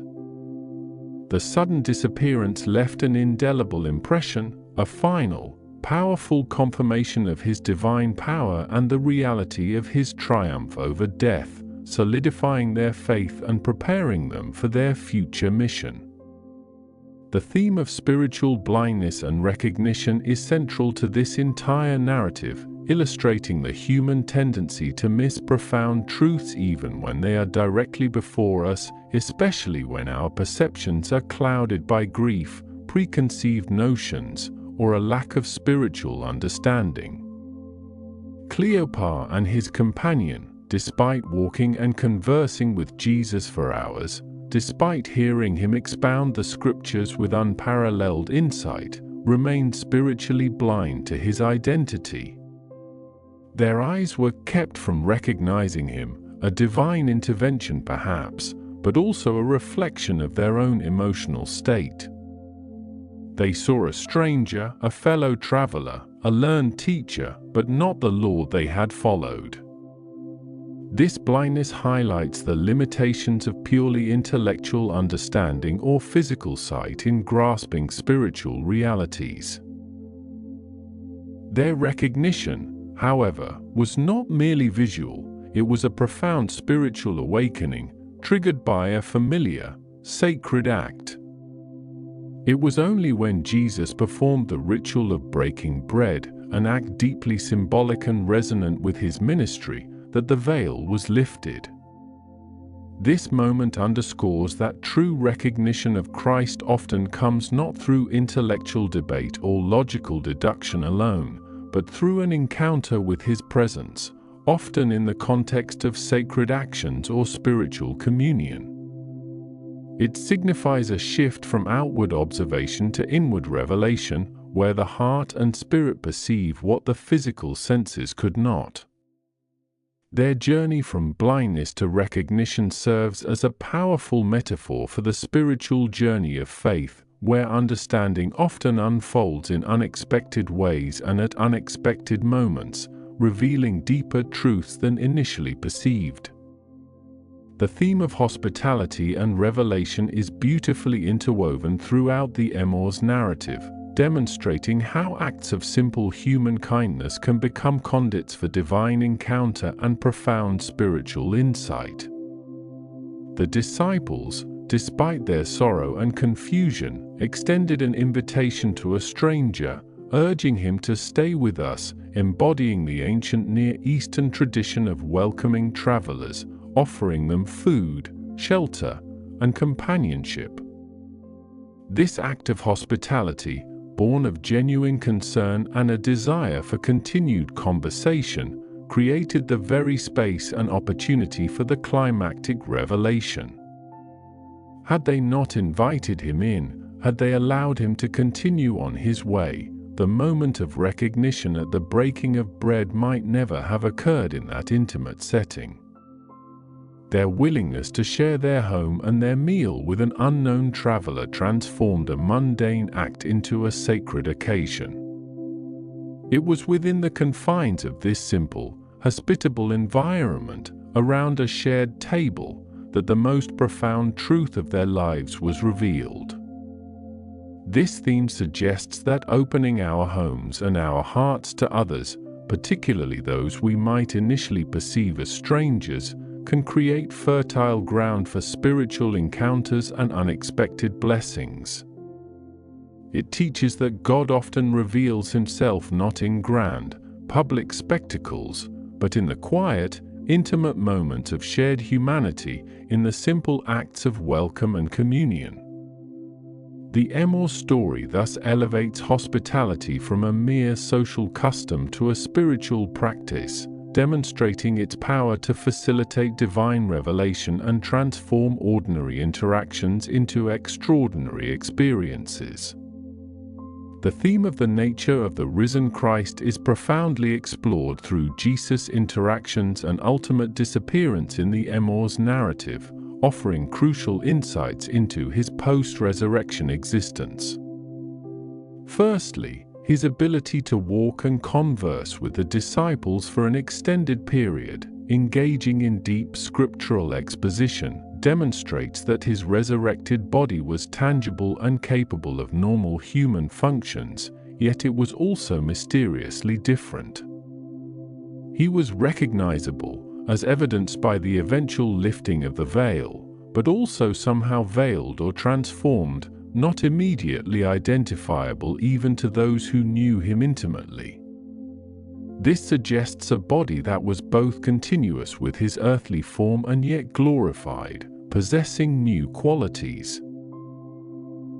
Secondly, His sudden vanishing from their sight after the breaking of bread is a powerful testament to the spiritual and transcendent nature of His resurrected being. He was no longer bound by the limitations of space and time in the same way, capable of appearing and disappearing at will. This confirms that His resurrection was not merely a resuscitation of a dead body, but a transformation into a new, glorified state, signifying His triumph over death and His entry into a new mode of existence. He was physical enough to be seen, heard, and to eat with them, yet spiritual enough to transcend physical barriers. This duality, tangible yet transcendent, is a hallmark of the risen Christ, indicating that He had entered a new phase of His existence, one that foreshadowed the spiritual presence He would maintain with His followers after His ascension, no longer confined to a single physical location but universally accessible through faith. Finally, the theme of the transformation of sorrow into joy forms the emotional core and ultimate triumph of the Emmaus story, illustrating the profound shift that occurs when despair encounters the living hope of the resurrection. When Cleopas and his companion first encountered the stranger, they were characterized by their deep sadness, their faces downcast, their hearts heavy with grief over the crucifixion of Jesus, whom they had hoped would be the Redeemer of Israel. Their hopes had been dashed, their dreams shattered, and they were retreating from Jerusalem in a state of profound disappointment and confusion. Their sorrow was palpable, a pervasive cloud that overshadowed their understanding and prevented them from recognizing the very source of their comfort. However, through the stranger's exposition of the Scriptures, their hearts began to burn with a nascent hope, a stirring of understanding that prepared them for the ultimate revelation. The moment of recognition at the breaking of bread was the catalyst for an instantaneous and explosive transformation. Their sorrow was not merely alleviated, it was utterly consumed by an overwhelming, ecstatic joy. This joy was not a fleeting emotion but a profound, deep-seated spiritual exaltation, born from the undeniable truth that their Lord was alive, that death had been conquered, and that all his promises were true. This transformation from utter despair to overflowing joy is the central message of the resurrection, demonstrating its power to radically alter human experience and perspective. It is a testament to the fact that even in the deepest valleys of sorrow, the presence of the risen Christ can bring forth an unshakable, triumphant joy that propels believers to share their newfound hope with the world. As the moon began to rise, painting the landscape in silver, its gentle light filtering through the small window of the Emmaus home, the two disciples sat in stunned silence for a moment, their hearts pounding with an exhilarating mix of awe and wonder. The subtle, almost imperceptible shift in the quality of light outside mirrored the profound internal shift that had just occurred within them, as the darkness of their grief gave way to the luminous truth of the resurrection. The soft, silvery glow of the moon, a stark contrast to the earlier fiery sunset, seemed to bathe the world in a new, ethereal light, perfectly complementing the mysterious and miraculous event they had just witnessed. The air, once heavy with their sorrow, now crackled with an electric energy, a silent testament to the divine presence that had so recently filled their humble dwelling. Then, Cleopas and his companion, their voices filled with an urgency that belied their earlier weariness, turned to each other, their eyes wide with a shared, unbelievable truth, and exclaimed, "Did not our heart burn within us, while he talked with us by the way, and while he opened to us the Scriptures?" This rhetorical question was not a query but an affirmation, a recognition of the profound spiritual experience they had shared even before the full revelation. The burning in their hearts was now understood as the tangible presence of the Holy Spirit, preparing them for the truth, igniting their understanding long before their eyes were opened. This realization spurred them into immediate action, their exhaustion forgotten, their fear replaced by an unquenchable desire to share the incredible news. Without hesitation, despite the late hour and the darkness of the night, they rose from the table, their meal unfinished, their minds consumed by the singular purpose of returning to Jerusalem. The 7-mile journey back, which had been a slow, sorrowful trek just hours before, would now be undertaken with an electrifying speed, propelled by the sheer force of their joy and the urgency of their message. They needed to find the other disciples, to share their astonishing encounter, to confirm the unbelievable rumors that had begun to circulate about the empty tomb and the angelic pronouncements. Their despair had been utterly transformed into urgent hope, a hope so potent that it compelled them to retrace their steps, to face the very city they had fled in their grief, all to proclaim the glorious truth of the risen Christ. As the twilight deepened over the ancient Judean hills, painting the rugged landscape in hues of deep indigo and soft violet, the two disciples, Cleopas and his companion, found their hearts ignited with an extraordinary, undeniable truth, a revelation so profound it banished every shadow of their previous despair. The long journey back to Emmaus, once a somber procession laden with grief and confusion, had transformed into an urgent, exhilarating pilgrimage back towards Jerusalem, their steps now propelled by an invisible force of unshakable conviction. Their earlier conversation on the road, filled with sorrowful recounting of the crucifixion and the dashed hopes for Israel's redemption, had been utterly eclipsed by the astounding encounter with the risen Christ, an experience that had meticulously rewoven the fabric of their understanding. The very moment their eyes were opened, recognizing the Lord in the breaking of the bread, a profound and instantaneous shift occurred within their beings, moving them from profound despondency to an overwhelming, triumphant joy. This sudden, incandescent realization that the stranger who had walked beside them, patiently expounding the Scriptures and revealing their deeper meaning, was none other than Jesus himself, the Messiah they had mourned as lost, infused them with an unprecedented sense of mission. Their despair, which had weighed heavily upon their spirits like a shroud, was now utterly replaced by an urgent, compelling need to share this transformative experience, to become living witnesses to the resurrection, a truth so monumental it demanded immediate proclamation. The journey back to Jerusalem, a distance of approximately 7 miles, which they had traversed slowly and sadly just hours before, now became a swift, determined rush, each step echoing the fervent beat of their newly awakened hearts. They felt a powerful, almost magnetic pull back to the community of believers, those who were still huddled in fear and uncertainty, needing to hear this life-altering news directly from those who had seen and known. The cool, crisp air of the approaching night, which had previously seemed to mirror their inner chill, now felt invigorating, a refreshing caress against their faces as they pressed onward, their minds racing with the details of their encounter.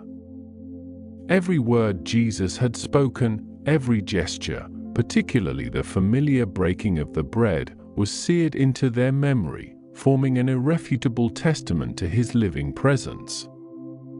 They were no longer merely followers who had witnessed a tragedy, they had become heralds of an unparalleled victory, their voices eager to break the silence of grief with shouts of triumphant joy.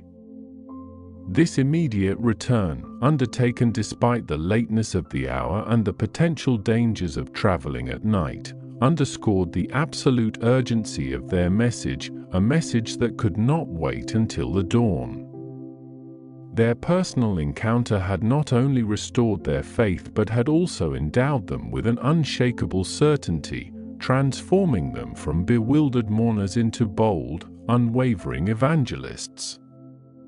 The very act of walking back, retracing their steps with such renewed purpose, symbolized their spiritual journey from darkness back into the light, from doubt into absolute conviction, ready to ignite the same hope in the hearts of others. As they finally reached Jerusalem, the city that had recently been the scene of such profound sorrow, a city now veiled in the soft, deepening shadows of night, they navigated its familiar streets with an intensity born of their urgent mission. Their destination was clear, the place where the remaining 11 disciples and other followers were gathered, likely still in a state of shock, fear, and profound grief, behind locked doors. The atmosphere within that room, they knew, would be thick with apprehension, a stark contrast to the exhilarating certainty that now coursed through their own veins.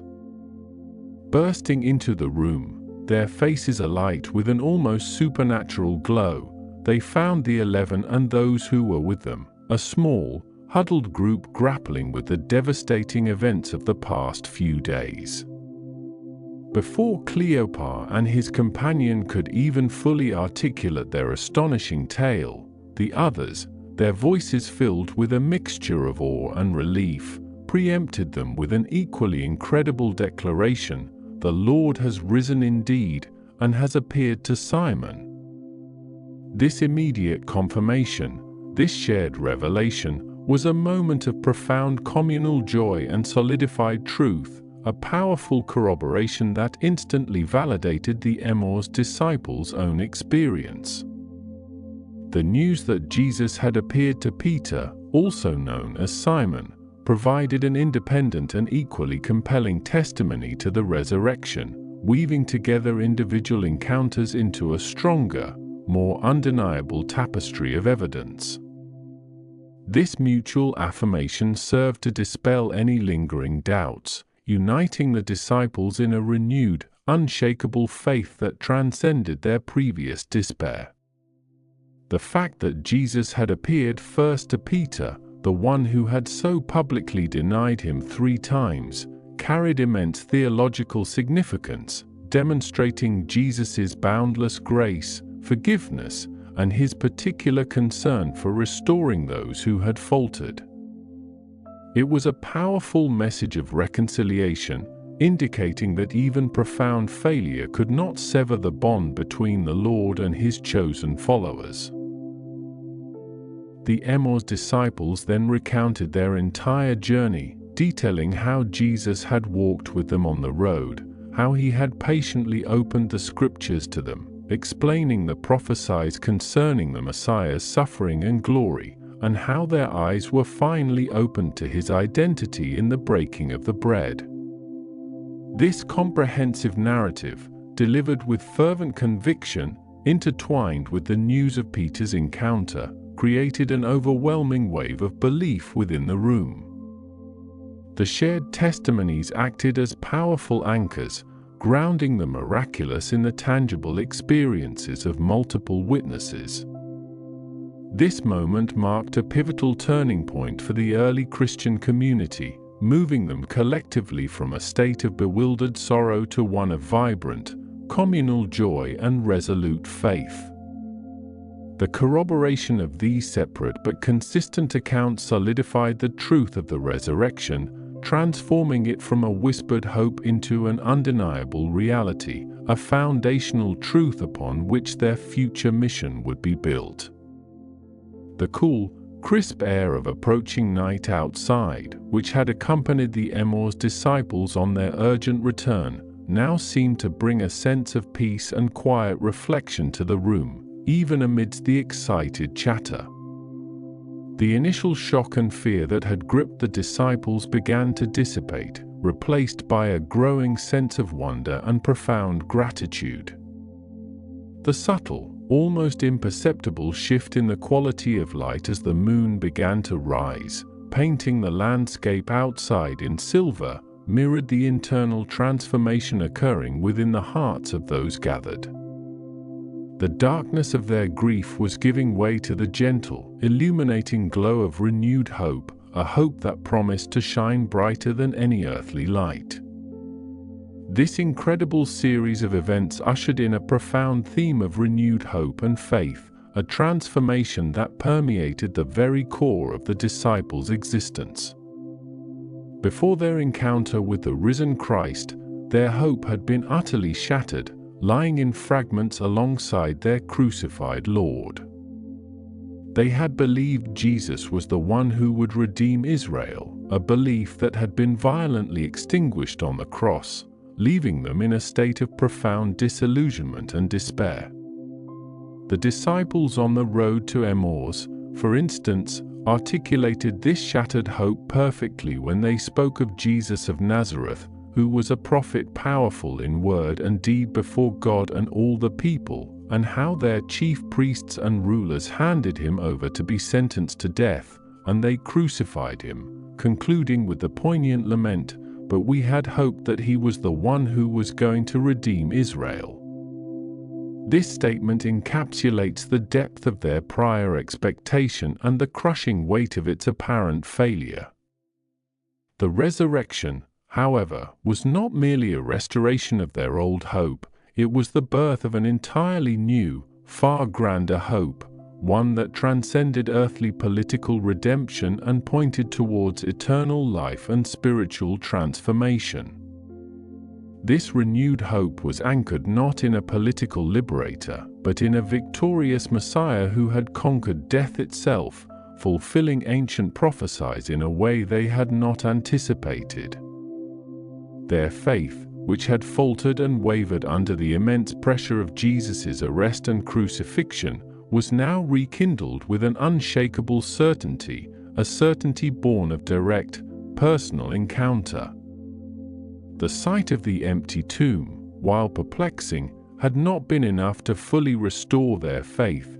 It was the living presence of Jesus, speaking, eating, and revealing himself, that solidified their belief beyond any doubt. This renewed faith was not a passive acceptance but an active, vibrant conviction that would empower them to face future challenges and persecutions with unwavering courage. The transformation was so complete that it moved them from a state of paralysis and fear, hiding behind locked doors, to one of bold proclamation and fearless witness.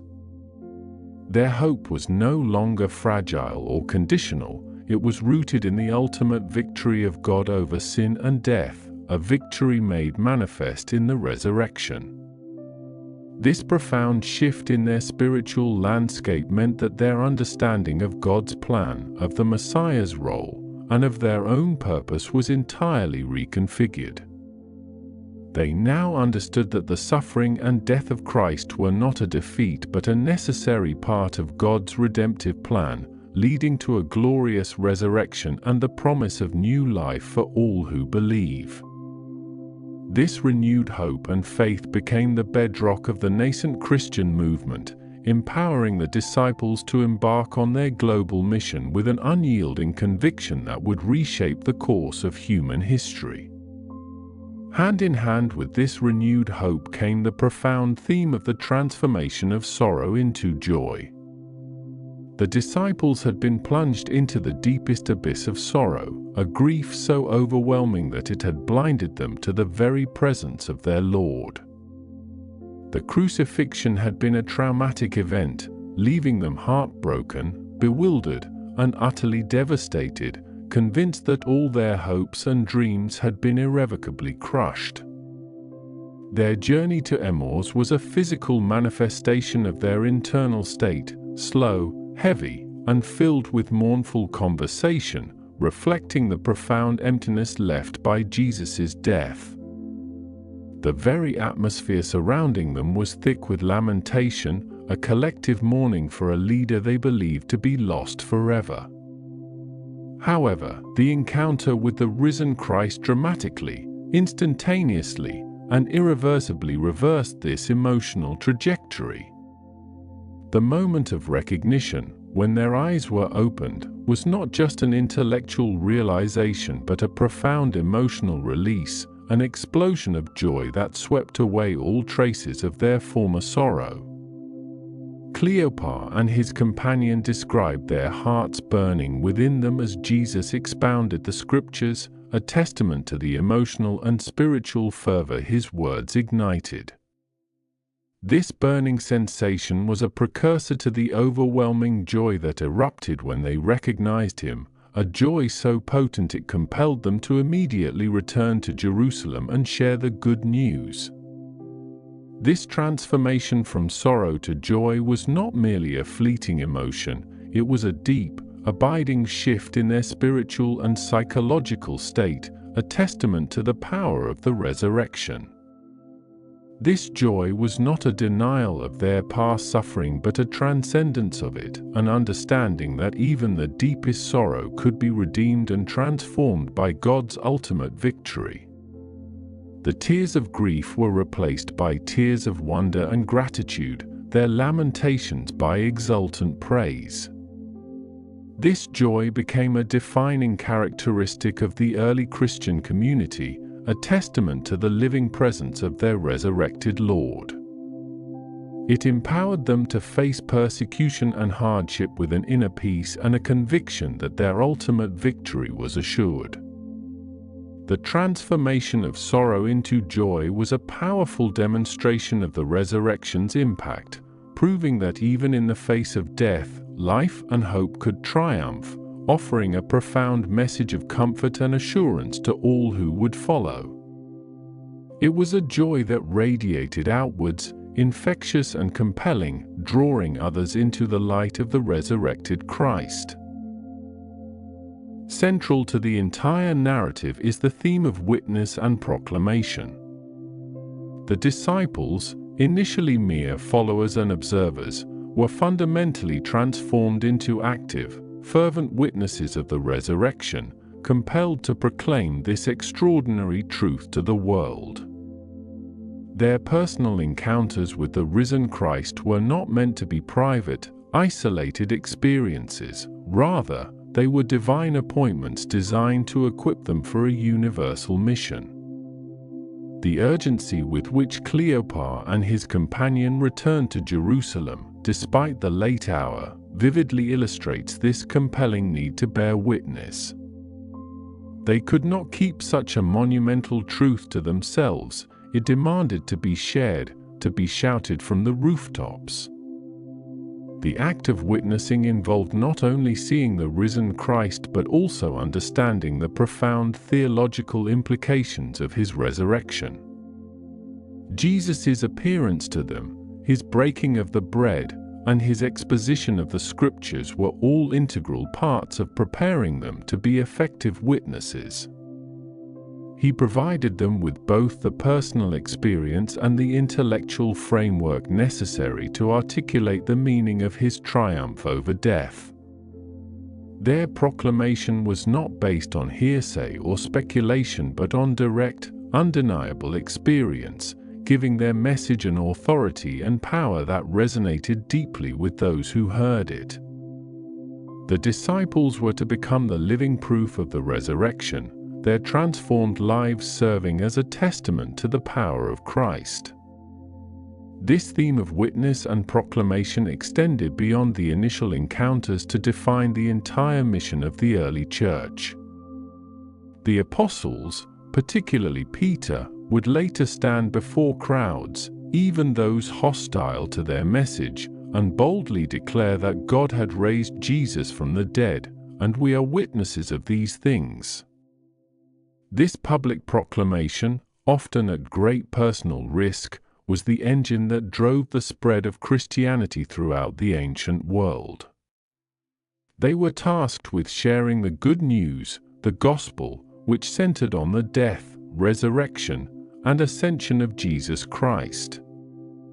Their witness involved not only recounting the events but also interpreting their significance, explaining how these events fulfilled ancient prophecies and offered salvation to all humanity.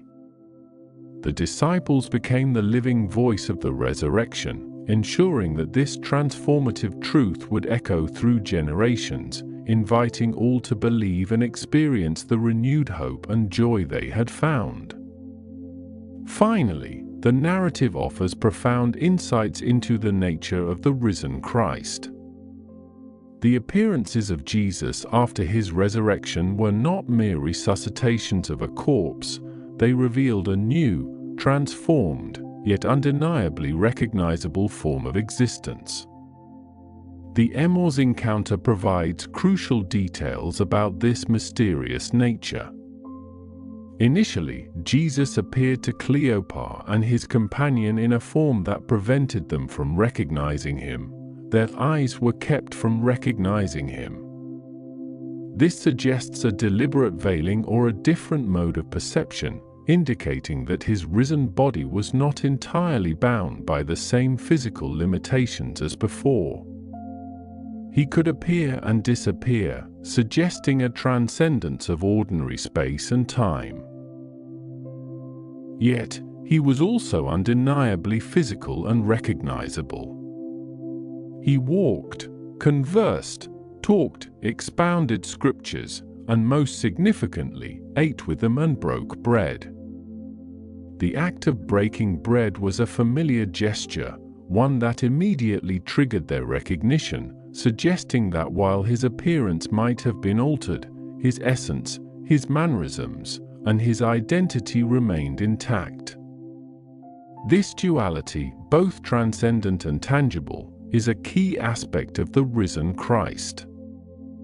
He was not a ghost or a spirit, as he would later prove to the disciples in Jerusalem by inviting them to touch him and by eating fish in their presence, further demonstrating his physicality. Yet, he was also not confined to his pre-resurrection body. He could pass through locked doors and appear suddenly. His interactions were also deeply personal and purposeful. He engaged in intellectual discourse, opening the scriptures to them and explaining how all things written about him in the law of Moses, the prophets, and the Psalms had to be fulfilled.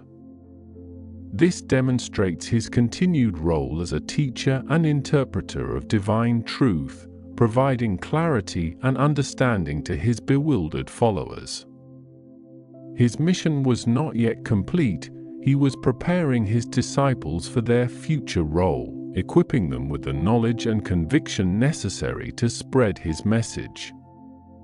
The nature of the risen Christ, therefore, encompasses both continuity and transformation.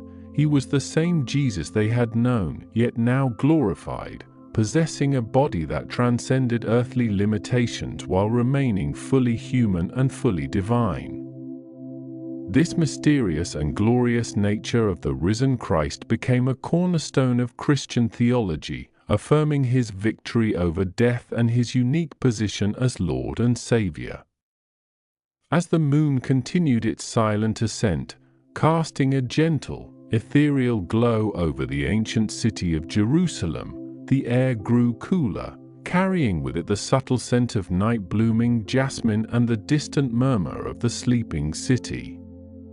The silver light, filtering through the windows of the upper room, softly illuminated the faces of the disciples, now etched not with sorrow, but with a profound, quiet awe. The world outside, bathed in this serene luminescence, seemed to hold its breath, reflecting the deep peace that had settled within the hearts of those who had witnessed the impossible. This tranquil radiance, a testament to the dawning of a new spiritual era, gently enveloped the scene, inviting a quiet, reflective understanding of the extraordinary events that had just unfolded, leaving behind a pervasive sense of enduring hope and profound tranquility. The tranquil radiance, a testament to the dawning of a new spiritual era, gently enveloped the scene, inviting a quiet, reflective understanding of the extraordinary events that had just unfolded, leaving behind a pervasive sense of enduring hope and profound tranquility. This profound tranquility, a palpable emanation from the celestial light, heralded a period of unprecedented spiritual awakening, subtly reshaping the collective consciousness of humanity and preparing the ground for the dissemination of transformative divine principles across the globe. The luminescence itself, far from being a mere physical phenomenon, carried within its ethereal glow a complex spiritual vibration, acting as a conduit for higher truths and an amplifier of nascent faith among those receptive to its subtle yet potent influence. This initial manifestation, though localized, sent ripples through the unseen spiritual fabric of the world, subtly altering the energetic landscape and paving the way for future revelations that would articulate the full scope of this monumental shift. The immediate aftermath of such a profound celestial display often involved a period of contemplative silence, where the sheer magnitude of the event necessitated internal processing rather than immediate outward expression, allowing the spiritual seed sown by the light to germinate within the deepest recesses of the soul. Ancient traditions across diverse cultures frequently recount similar instances of divine light accompanying the advent of significant spiritual figures or the inauguration of new dispensations, interpreting these luminous phenomena as tangible signs of divine approval and the breaking of a new spiritual dawn. These historical parallels, though varying in their specific cultural contexts and narrative details, consistently underscore the universal human recognition of light as a symbol of knowledge, purity, and divine presence, making its appearance a universally understood harbinger of spiritual renewal. The very air, imbued with this lingering spiritual essence, seemed to vibrate with a harmonious frequency, subtly influencing the flora and fauna within its reach, inspiring an unusual peacefulness even among wild creatures. The spiritual principles underlying this new era, though initially veiled in the symbolic language of light, gradually began to unfold through the teachings and exemplary lives of those who became its primary exponents, articulating a vision of unity, justice, and universal love that transcended previous societal divisions. These foundational tenets, meticulously preserved and transmitted through generations, formed the bedrock of a spiritual civilization destined to flourish and evolve, adapting its outward forms while retaining the immutable essence of its divine origin. The concept of progressive revelation, wherein divine truth is unveiled incrementally over time to suit humanity's evolving capacity for understanding, became a central pillar of this new spiritual paradigm, explaining the continuity and development of religious teachings throughout history. This understanding fostered a profound respect for all previous spiritual traditions, viewing them not as competing narratives but as successive chapters in a single, unfolding divine book, each contributing uniquely to humanity's spiritual education. The initial witnesses, deeply touched by the celestial radiance, often found their lives irrevocably transformed, becoming unwitting conduits for the spiritual energies they had absorbed, their very presence radiating a quiet authority and an unshakable inner peace. Their personal testimonies, though sometimes fragmented or embellished by the passage of time, served as vital oral traditions, preserving the memory of the event and inspiring subsequent generations to seek a deeper understanding of its implications.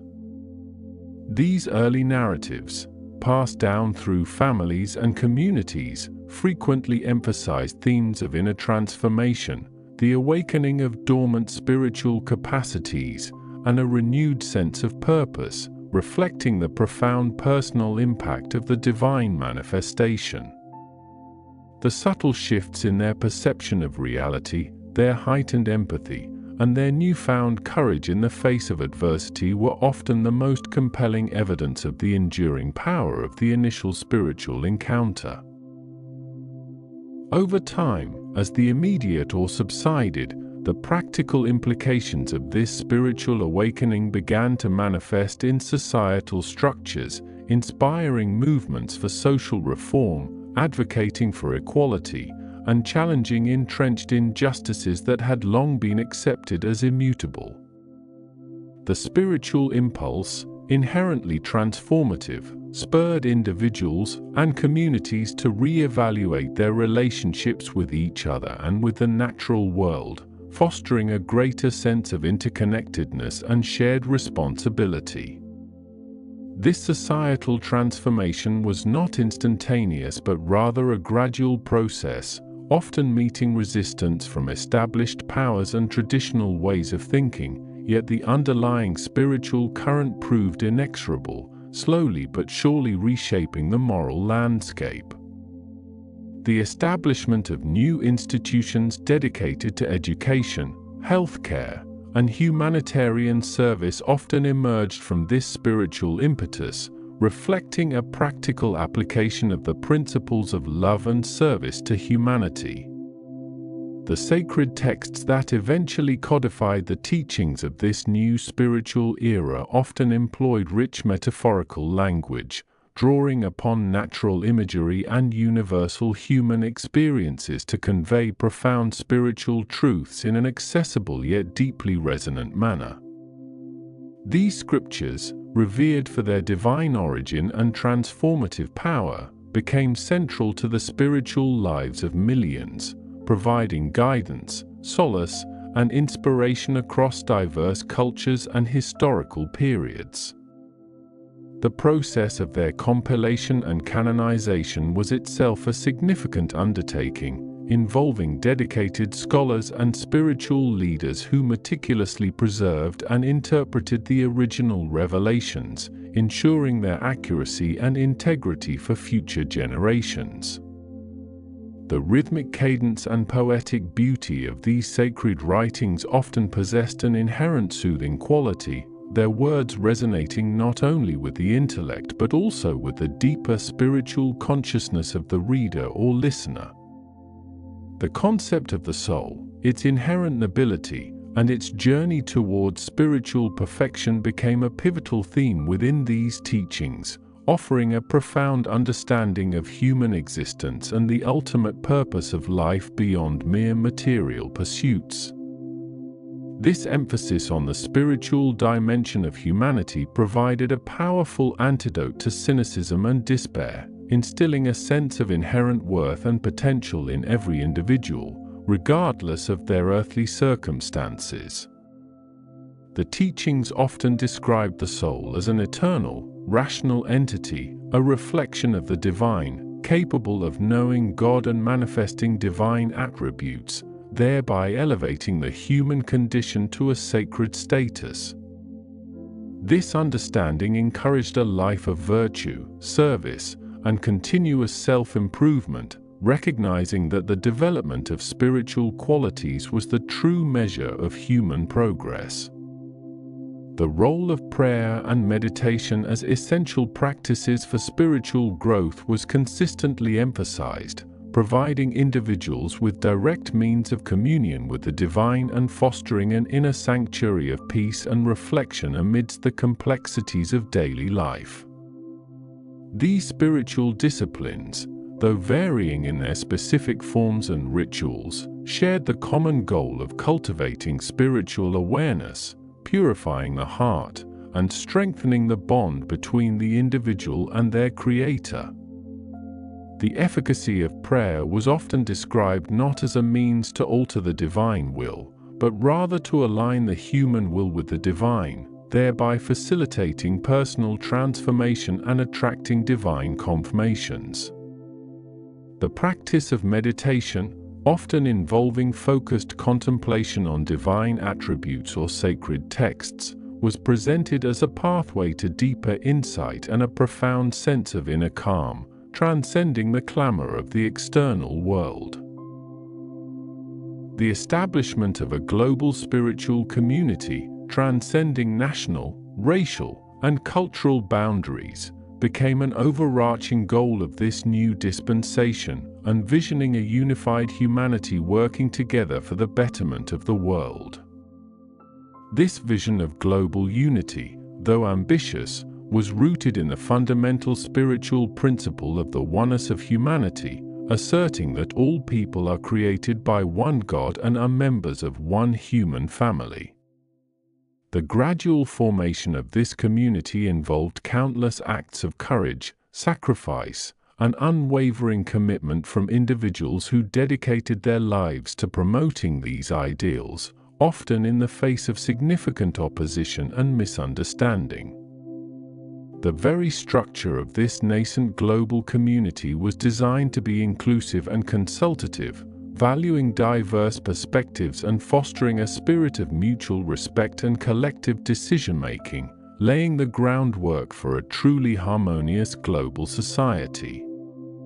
The concept of the spiritualization of character, emphasizing the cultivation of virtues such as trustworthiness, compassion, generosity, and justice, was presented as the practical expression of spiritual awakening in daily life. These ethical principles were not merely abstract ideals but were understood as essential for building a just, peaceful, and prosperous society, reflecting the inherent interconnectedness between individual morality and collective well-being. The teachings often articulated that true spiritual progress was demonstrated not by outward displays of piety but by the consistent embodiment of these noble qualities in all human interactions, transforming mundane activities into acts of worship. This continuous striving for moral excellence became a lifelong journey, a process of refining the inner self to reflect more perfectly the divine attributes. The historical trajectory of this spiritual era often involved periods of intense growth and expansion, interspersed with challenges and tests that served to strengthen the resolve of its adherents and refine their understanding of its core principles. These periods of adversity, though difficult, were often viewed as opportunities for spiritual maturation, allowing individuals and communities to deepen their faith and demonstrate the resilience of their convictions. The narrative of its development frequently highlighted the unwavering commitment of its pioneers, who traversed vast distances and overcame formidable obstacles to share the message of hope and unity with diverse populations. The stories of these early teachers and exemplars, filled with courage and self-sacrifice, became an enduring source of inspiration, illustrating the transformative power of a life dedicated to spiritual ideals. The relationship between science and religion, often perceived as conflicting forces in previous eras, was re-envisioned as fundamentally harmonious and complementary, both seeking to understand the ultimate nature of reality, albeit through different methodologies. This new spiritual framework posited that true religion and true science could never contradict each other, as both emanate from the same divine source of truth, thereby encouraging a rational approach to faith and an ethical dimension to scientific inquiry. The teachings advocated for the rigorous pursuit of knowledge in all fields, recognizing that scientific advancements, when guided by spiritual principles, could contribute immensely to human welfare and the alleviation of suffering. This integrated worldview fostered an intellectual environment where inquiry and faith could coexist and mutually enrich each other, leading to a more comprehensive understanding of the universe. The profound symbolism of light, initially manifested as a celestial phenomenon, continued to resonate throughout the teachings of this new era, representing divine guidance, spiritual illumination, and the ultimate triumph of truth over ignorance. This metaphorical light was understood to dispel the darkness of prejudice, superstition, and discord, ushering in an age of clarity, understanding, and universal fellowship. The concept of divine light was often used to describe the illuminating power of revelation, which clarifies complex spiritual truths and guides humanity along the path of progress, much like the sun illuminates the physical world. This enduring symbolism provided a consistent visual and conceptual anchor for understanding the transformative power of the spiritual message, making abstract concepts more tangible and relatable. The emphasis on universal education, particularly for girls and women, became a distinguishing feature of this new spiritual dispensation, recognizing that the advancement of civilization depended upon the full participation and intellectual development of all members of society. This radical departure from historical norms challenged deeply ingrained patriarchal structures, asserting the fundamental equality of men and women and advocating for their equal access to knowledge and opportunity. The teachings articulated that just as a bird requires two wings to fly, humanity requires the equal advancement of both men and women to achieve its full potential, thereby elevating the status of women to an unprecedented degree. This commitment to gender equality was not merely a social reform but a spiritual imperative, essential for the establishment of a just and balanced world order. The concept of the oneness of God, a foundational tenet across many spiritual traditions, was re-emphasized and expanded upon in this new era, articulating a vision of a single, transcendent creator who is the source of all existence and the ultimate object of all worship. This profound understanding of divine unity served as the spiritual bedrock for the principle of the oneness of humanity, demonstrating that if God is one, then all of creation, and humanity in particular, must ultimately be interconnected and unified. This monotheistic emphasis provided a powerful counter-narrative to sectarian divisions and religious exclusivism, fostering an inclusive spiritual identity that embraced all sincere seekers of truth. The teachings often described God as unknowable in essence, yet knowable through His attributes manifested in creation and through His divine messengers, offering a balance between transcendence and immanence. the spiritual significance of service to humanity was elevated to a form of worship, asserting that acts of kindness, compassion, and selfless dedication to the welfare of others were among the most meritorious deeds in the sight of God. This practical expression of faith transformed abstract spiritual principles into tangible actions, encouraging individuals to translate their beliefs into meaningful contributions to their communities and the wider world. The teachings often articulated that the highest form of worship was not merely ritualistic observance but rather the active engagement in efforts to alleviate suffering, promote justice, and uplift the human spirit. This emphasis on service fostered a profound sense of social responsibility, inspiring countless individuals to dedicate their lives to humanitarian causes and social betterment. The establishment of a just and equitable economic system, one that prioritized the welfare of all members of society and sought to eliminate extremes of wealth and poverty, was presented as an integral component of this new spiritual order. The teachings advocated for economic justice, not through class struggle, but through the application of spiritual principles to economic life, encouraging moderation, generosity, and a fair distribution of resources. This vision challenged prevailing economic paradigms, suggesting that true prosperity could only be achieved when the needs of all were met and when economic activity was guided by ethical considerations rather than solely by profit motives. The principles of economic justice were often linked to the concept of trusteeship, where individuals were encouraged to view their material possessions as trusts from God, to be used for the benefit of all. The profound impact of this spiritual awakening extended beyond human society to encompass a renewed reverence for the natural world, recognizing the inherent sacredness of creation and humanity's responsibility as stewards of the earth. The teachings emphasized the interconnectedness of all life and the importance of living in harmony with the environment, advocating for sustainable practices and a conscious effort to protect the planet's delicate ecosystems.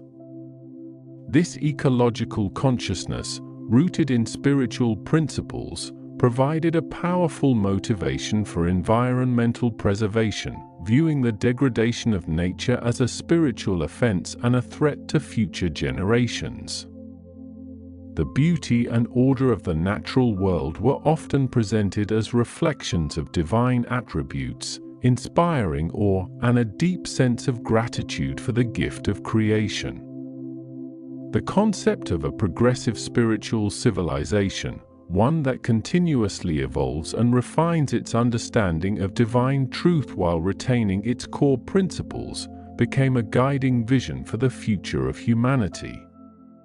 This dynamic understanding of spiritual development encouraged openness to new knowledge, a willingness to adapt to changing circumstances, and a commitment to continuous learning and growth. The teachings articulated that humanity's spiritual journey was not static but rather an ongoing process of discovery and advancement, with each new spiritual era building upon the foundations laid by previous ones. This forward-looking perspective fostered a sense of optimism and hope for the future, envisioning a world where spiritual principles would increasingly guide human affairs, leading to an era of unprecedented peace and prosperity. The enduring power of the initial celestial radiance continued to be felt through the spiritual confirmations and transformative experiences of countless individuals who embraced the teachings of this new era, finding inner peace, purpose, and a profound connection to the divine. These personal testimonies, though varied in their details, consistently underscored the life-altering potential of the spiritual message, demonstrating its capacity to heal divisions, inspire courage, and awaken dormant human capacities. The subtle yet pervasive influence of this spiritual energy continued to permeate the world, acting as a catalyst for personal and collective transformation, slowly but surely drawing humanity towards a unified and enlightened future. The quiet strength and unwavering faith of these individuals, often facing persecution or misunderstanding, served as living proof of the enduring vitality and truth of the spiritual principles they espoused. The gradual unfolding of the spiritual principles also involved a re-evaluation of the nature of authority, moving away from rigid hierarchies and towards a more consultative and inclusive model of governance within the nascent global community. This emphasis on consultation, where diverse perspectives are openly shared and decisions are made collectively after thorough deliberation, aimed to foster unity and ensure that all voices are heard and valued.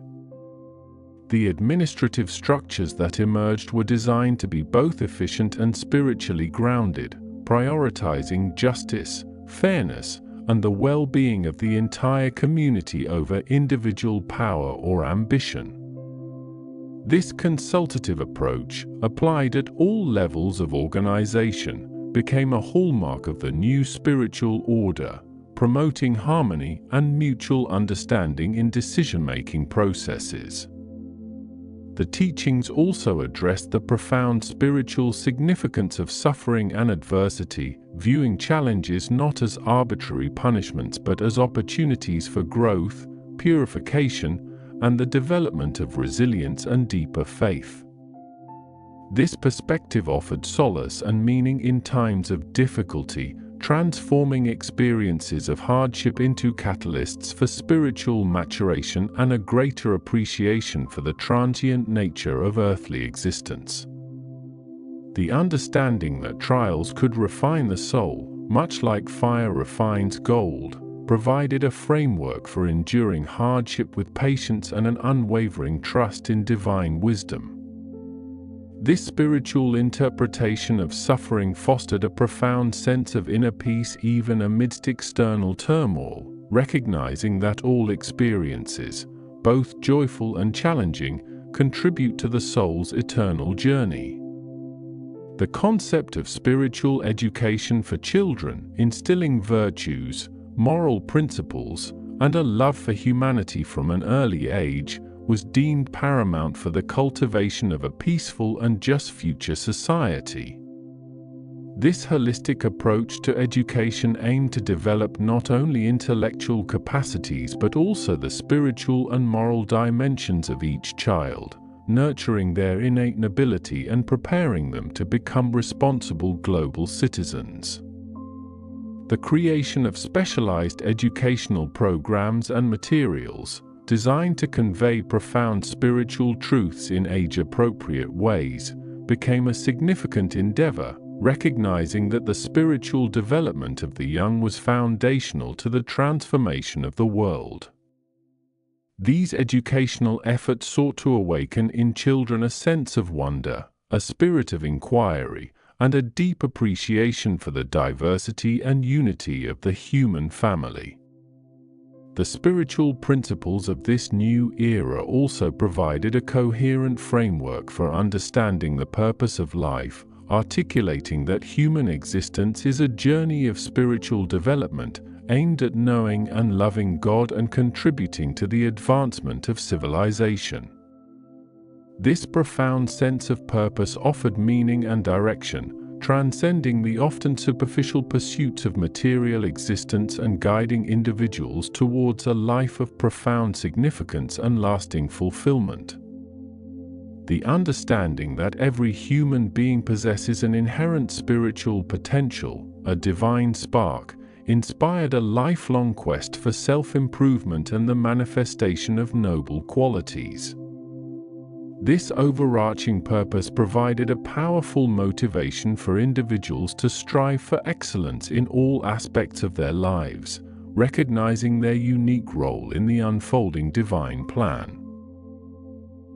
The profound impact of the initial celestial luminescence, though a singular event, continued to reverberate through the spiritual consciousness of humanity, its echoes inspiring countless artists, poets, and musicians to express its beauty and significance through their creative endeavors.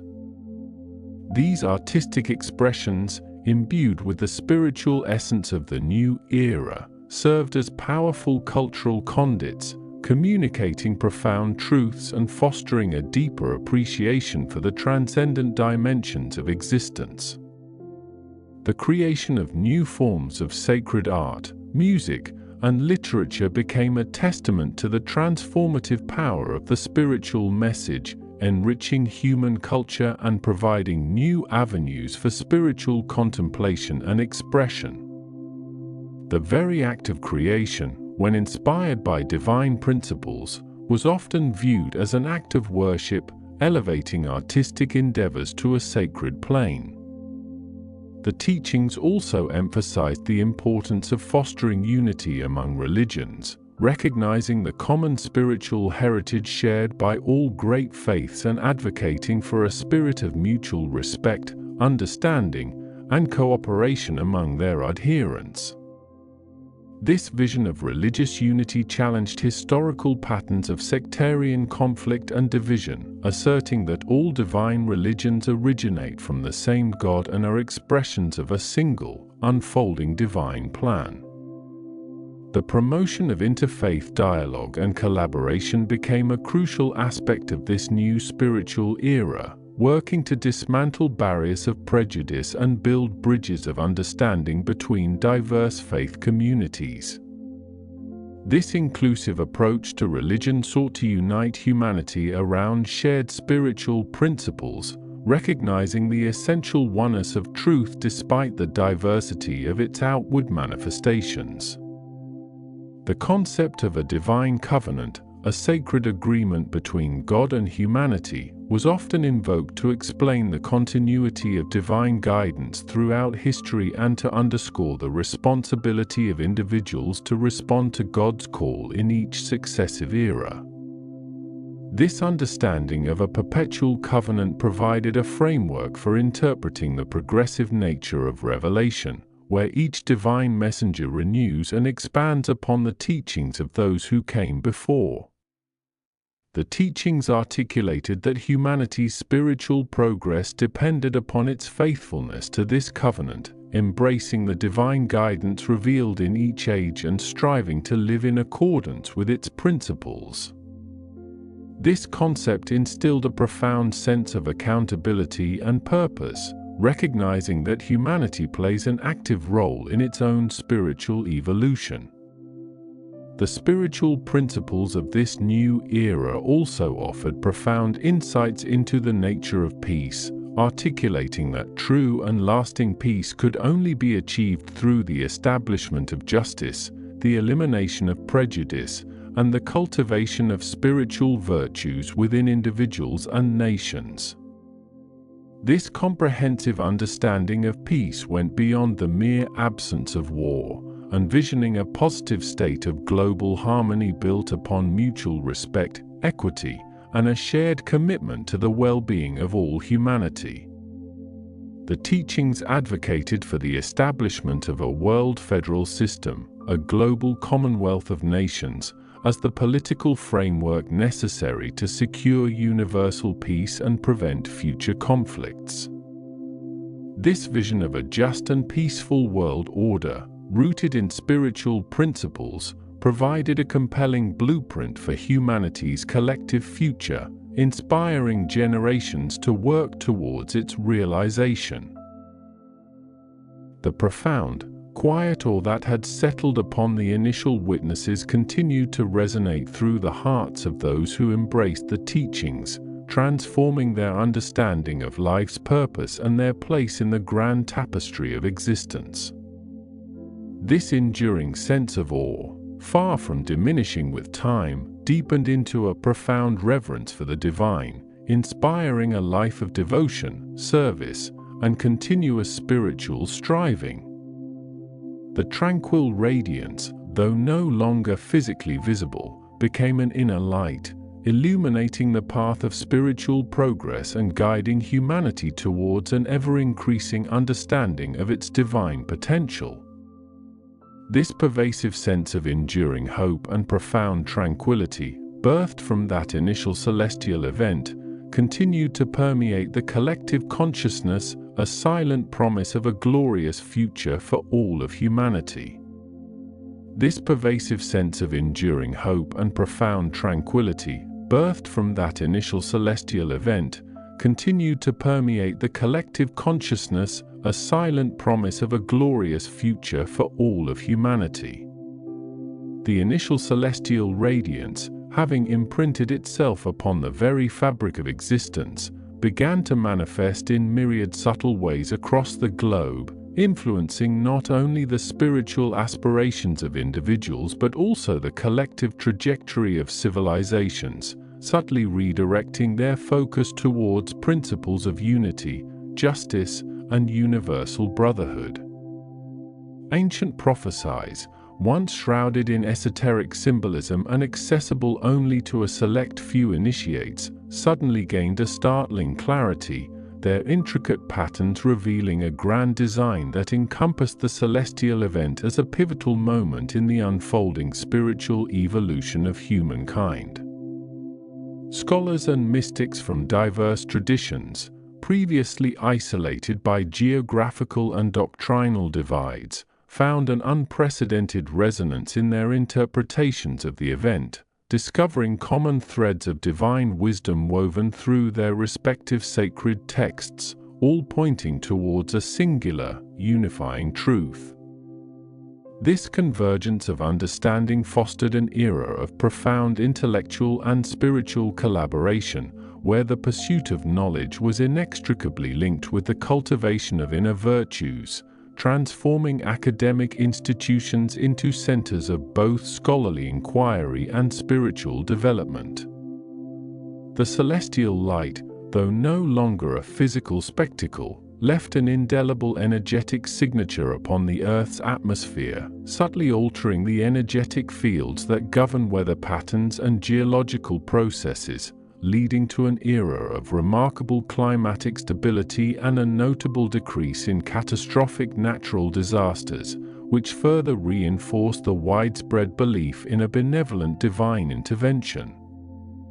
Botanical life experienced an unprecedented efflorescence, with flora exhibiting enhanced vitality, accelerated growth, and a remarkable resilience to disease, while new species of plants, possessing previously unknown medicinal and nutritional properties, began to emerge in various ecosystems, enriching the planet's biodiversity and providing novel resources for human well-being.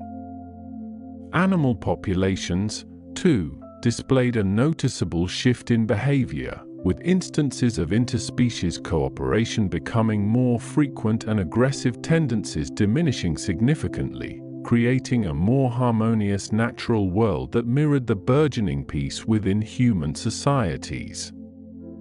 The very air seemed imbued with a subtle, invigorating quality, enhancing mental clarity and emotional equilibrium, allowing individuals to engage with complex ideas and challenging emotions with greater ease and discernment.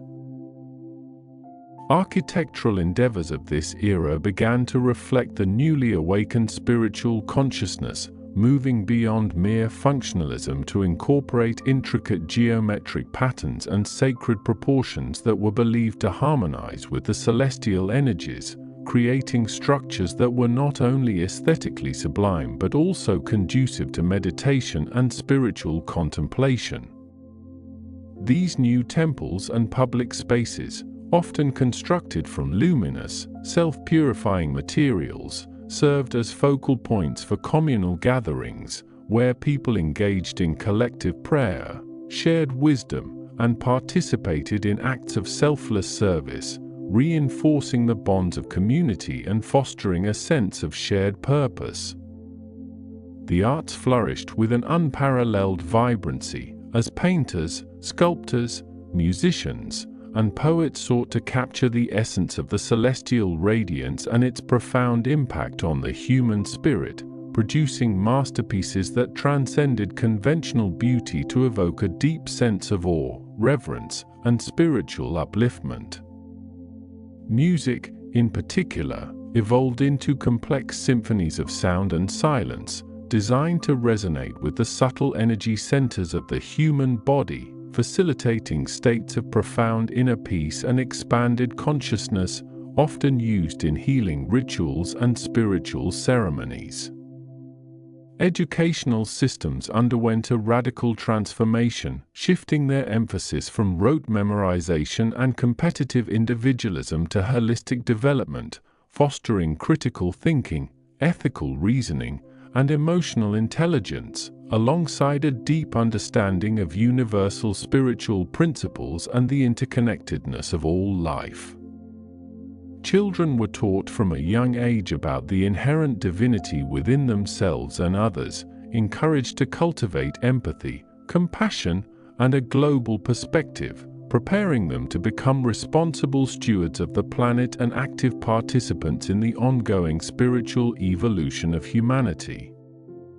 Scientific inquiry, far from being dismissed, was embraced as another pathway to understanding the divine order, with researchers exploring the subtle energetic properties of matter, the intricate workings of consciousness, and the profound interrelationships between the physical and spiritual realms, leading to groundbreaking discoveries that integrated scientific knowledge with spiritual wisdom.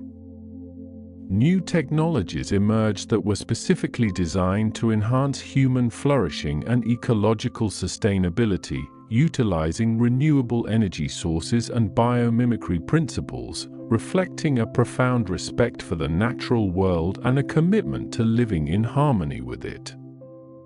The concept of governance itself evolved dramatically, moving away from systems based on power and control towards models rooted in service, consensus building, and the collective well-being of all citizens, with leaders chosen for their wisdom, integrity, and demonstrated commitment to ethical principles. International relations were characterized by unprecedented cooperation and mutual respect, as nations recognized their shared humanity and common destiny, working together to address global challenges and promote peace, justice, and prosperity for all peoples, transcending historical grievances and narrow nationalistic interests. Economic systems were reconfigured to prioritize equitable distribution of resources, sustainable production, and meaningful work, ensuring that every individual had the opportunity to contribute their unique talents to society and live a life of dignity and purpose, eliminating extreme poverty and wealth disparities. Philanthropy became an intrinsic part of daily life, not merely an act of charity but a fundamental expression of interconnectedness, as individuals and communities generously shared their resources and time to uplift those in need, recognizing that the well-being of one was inextricably linked to the well-being of all. The celestial event also catalyzed a profound shift in human perception of time and space, moving beyond a linear, mechanistic understanding to embrace a more fluid, multidimensional perspective, where past, present, and future were seen as interconnected aspects of an eternal now, influencing and informing each other in subtle yet profound ways. This expanded awareness allowed individuals to access deeper levels of memory and foresight, not for personal gain, but to understand the grand tapestry of existence and to make choices that aligned with the highest good for all, drawing upon ancestral wisdom and envisioning future possibilities with clarity.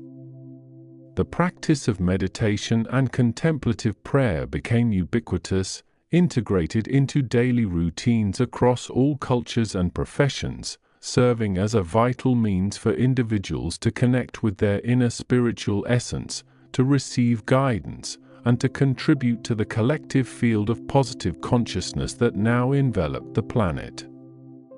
Spiritual pilgrimage sites, both ancient and newly consecrated, experienced a resurgence of visitors, not as tourists, but as seekers embarking on journeys of self-discovery and collective spiritual awakening, sharing experiences and insights with fellow travelers from diverse backgrounds. The very concept of health and healing underwent a revolutionary transformation, moving beyond the symptomatic treatment of disease to embrace a holistic paradigm that recognized the intricate interplay of physical, mental, emotional, and spiritual well-being, emphasizing preventative care and the cultivation of inner harmony. Healers and medical practitioners, now trained in both conventional and energetic modalities, worked in concert to address the root causes of imbalance, utilizing sound, light, intention, and natural remedies alongside advanced scientific interventions, fostering a profound sense of vitality and resilience within the population. The understanding of death itself evolved from a fearful end to a peaceful transition, viewed as a natural part of the eternal cycle of existence, a doorway to another dimension of being, with communities offering profound support and spiritual guidance to those nearing the end of their physical journey, transforming grief into a sacred process of remembrance and celebration. This profound shift in perspective on mortality alleviated much of the existential anxiety that had previously plagued humanity, allowing individuals to live more fully and joyfully in the present moment, appreciating the preciousness of each breath. Communication technologies advanced to facilitate not just the exchange of information but also the transmission of subtle energetic states and shared consciousness, allowing individuals to connect telepathically and empathetically across vast distances, fostering a global community united by shared understanding and compassion. Artistic expression expanded into holographic and multisensory experiences, allowing creators to convey complex spiritual concepts and emotional nuances with unprecedented depth and immersion, transforming passive observation into active participation and shared spiritual journeying. The exploration of outer space, once driven by conquest and resource acquisition, became a collaborative spiritual endeavor, with humanity collectively seeking to understand its place within the cosmic order, establishing peaceful contact with other sentient life forms and sharing the profound wisdom gleaned from their own spiritual evolution. This cosmic perspective further deepened humanity's appreciation for the uniqueness and sacredness of Earth, inspiring even greater efforts towards planetary stewardship and ecological restoration. The subtle energies emanating from the celestial event also influenced the very structure of human DNA, activating dormant strands and unlocking latent potentials within the human genome, leading to enhanced cognitive abilities, heightened intuition, and a greater capacity for unconditional love and altruism. This genetic transformation was not a sudden mutation but a gradual unfolding, passed down through generations, ensuring that future humanity would inherit a biological and spiritual blueprint perfectly attuned to the new era of consciousness. Dreams became more vivid, symbolic, and often prophetic, serving as a direct conduit to the collective unconscious and higher dimensions of reality, providing individuals with profound insights and guidance for their waking lives, and fostering a deeper connection to their spiritual guides and inner wisdom. Dream interpretation became a revered art and science, integrated into personal development and communal decision-making, offering a rich tapestry of understanding about the evolving human psyche and its relationship to the cosmos. The concept of personal responsibility expanded to encompass not only individual actions but also the energetic impact of one's thoughts and emotions on the collective field, encouraging a conscious cultivation of positive mental states and a commitment to inner purification as a service to all. Retreat centers and sanctuaries, often nestled in pristine natural environments, became widely accessible, offering opportunities for individuals to periodically disconnect from the demands of daily life and immerse themselves in practices of silence, contemplation, and communal spiritual practice, recharging their inner reserves and deepening their connection to the divine. The understanding of sacred geometry and ancient symbols experienced a revival, as their profound energetic properties and their ability to harmonize with universal laws were rediscovered and applied in various fields, from urban planning to personal healing, creating environments that supported optimal human flourishing and spiritual growth. These geometric patterns were not merely decorative but served as energetic conduits, amplifying positive vibrations and facilitating the flow of universal life force. The very language spoken by humanity began to evolve, becoming more precise in its ability to express subtle spiritual concepts and emotional nuances, while also fostering greater clarity and compassion in interpersonal communication, reducing misunderstandings and promoting genuine connection. New forms of artistic expression emerged that integrated light, sound, and intention, creating immersive experiences designed to elevate consciousness and facilitate profound spiritual breakthroughs, often used in communal ceremonies and personal healing sessions. The practice of conscious eating and mindful consumption became widespread, with individuals choosing foods that were not only nutritionally beneficial but also energetically vibrant and sustainably sourced, recognizing the profound connection between diet, health, and spiritual well-being. This shift in dietary habits contributed to a significant reduction in chronic illnesses and an overall increase in vitality and longevity across the global population. The celestial event also awakened a deep reverence for the elemental forces of nature, earth, water, air, and fire, as living intelligences and sacred aspects of the divine, leading to a profound shift in humanity's relationship with the natural world, moving from exploitation to stewardship and co-creation. Rituals and ceremonies honoring these elements became integral to daily life, fostering a sense of gratitude, interconnectedness, and responsibility towards the planet, ensuring the ecological balance and vitality of all ecosystems. The understanding of animal consciousness expanded dramatically, with humanity recognizing the inherent wisdom and spiritual essence within all sentient beings, leading to the abolition of cruel practices and the establishment of compassionate coexistence as a fundamental ethical principle.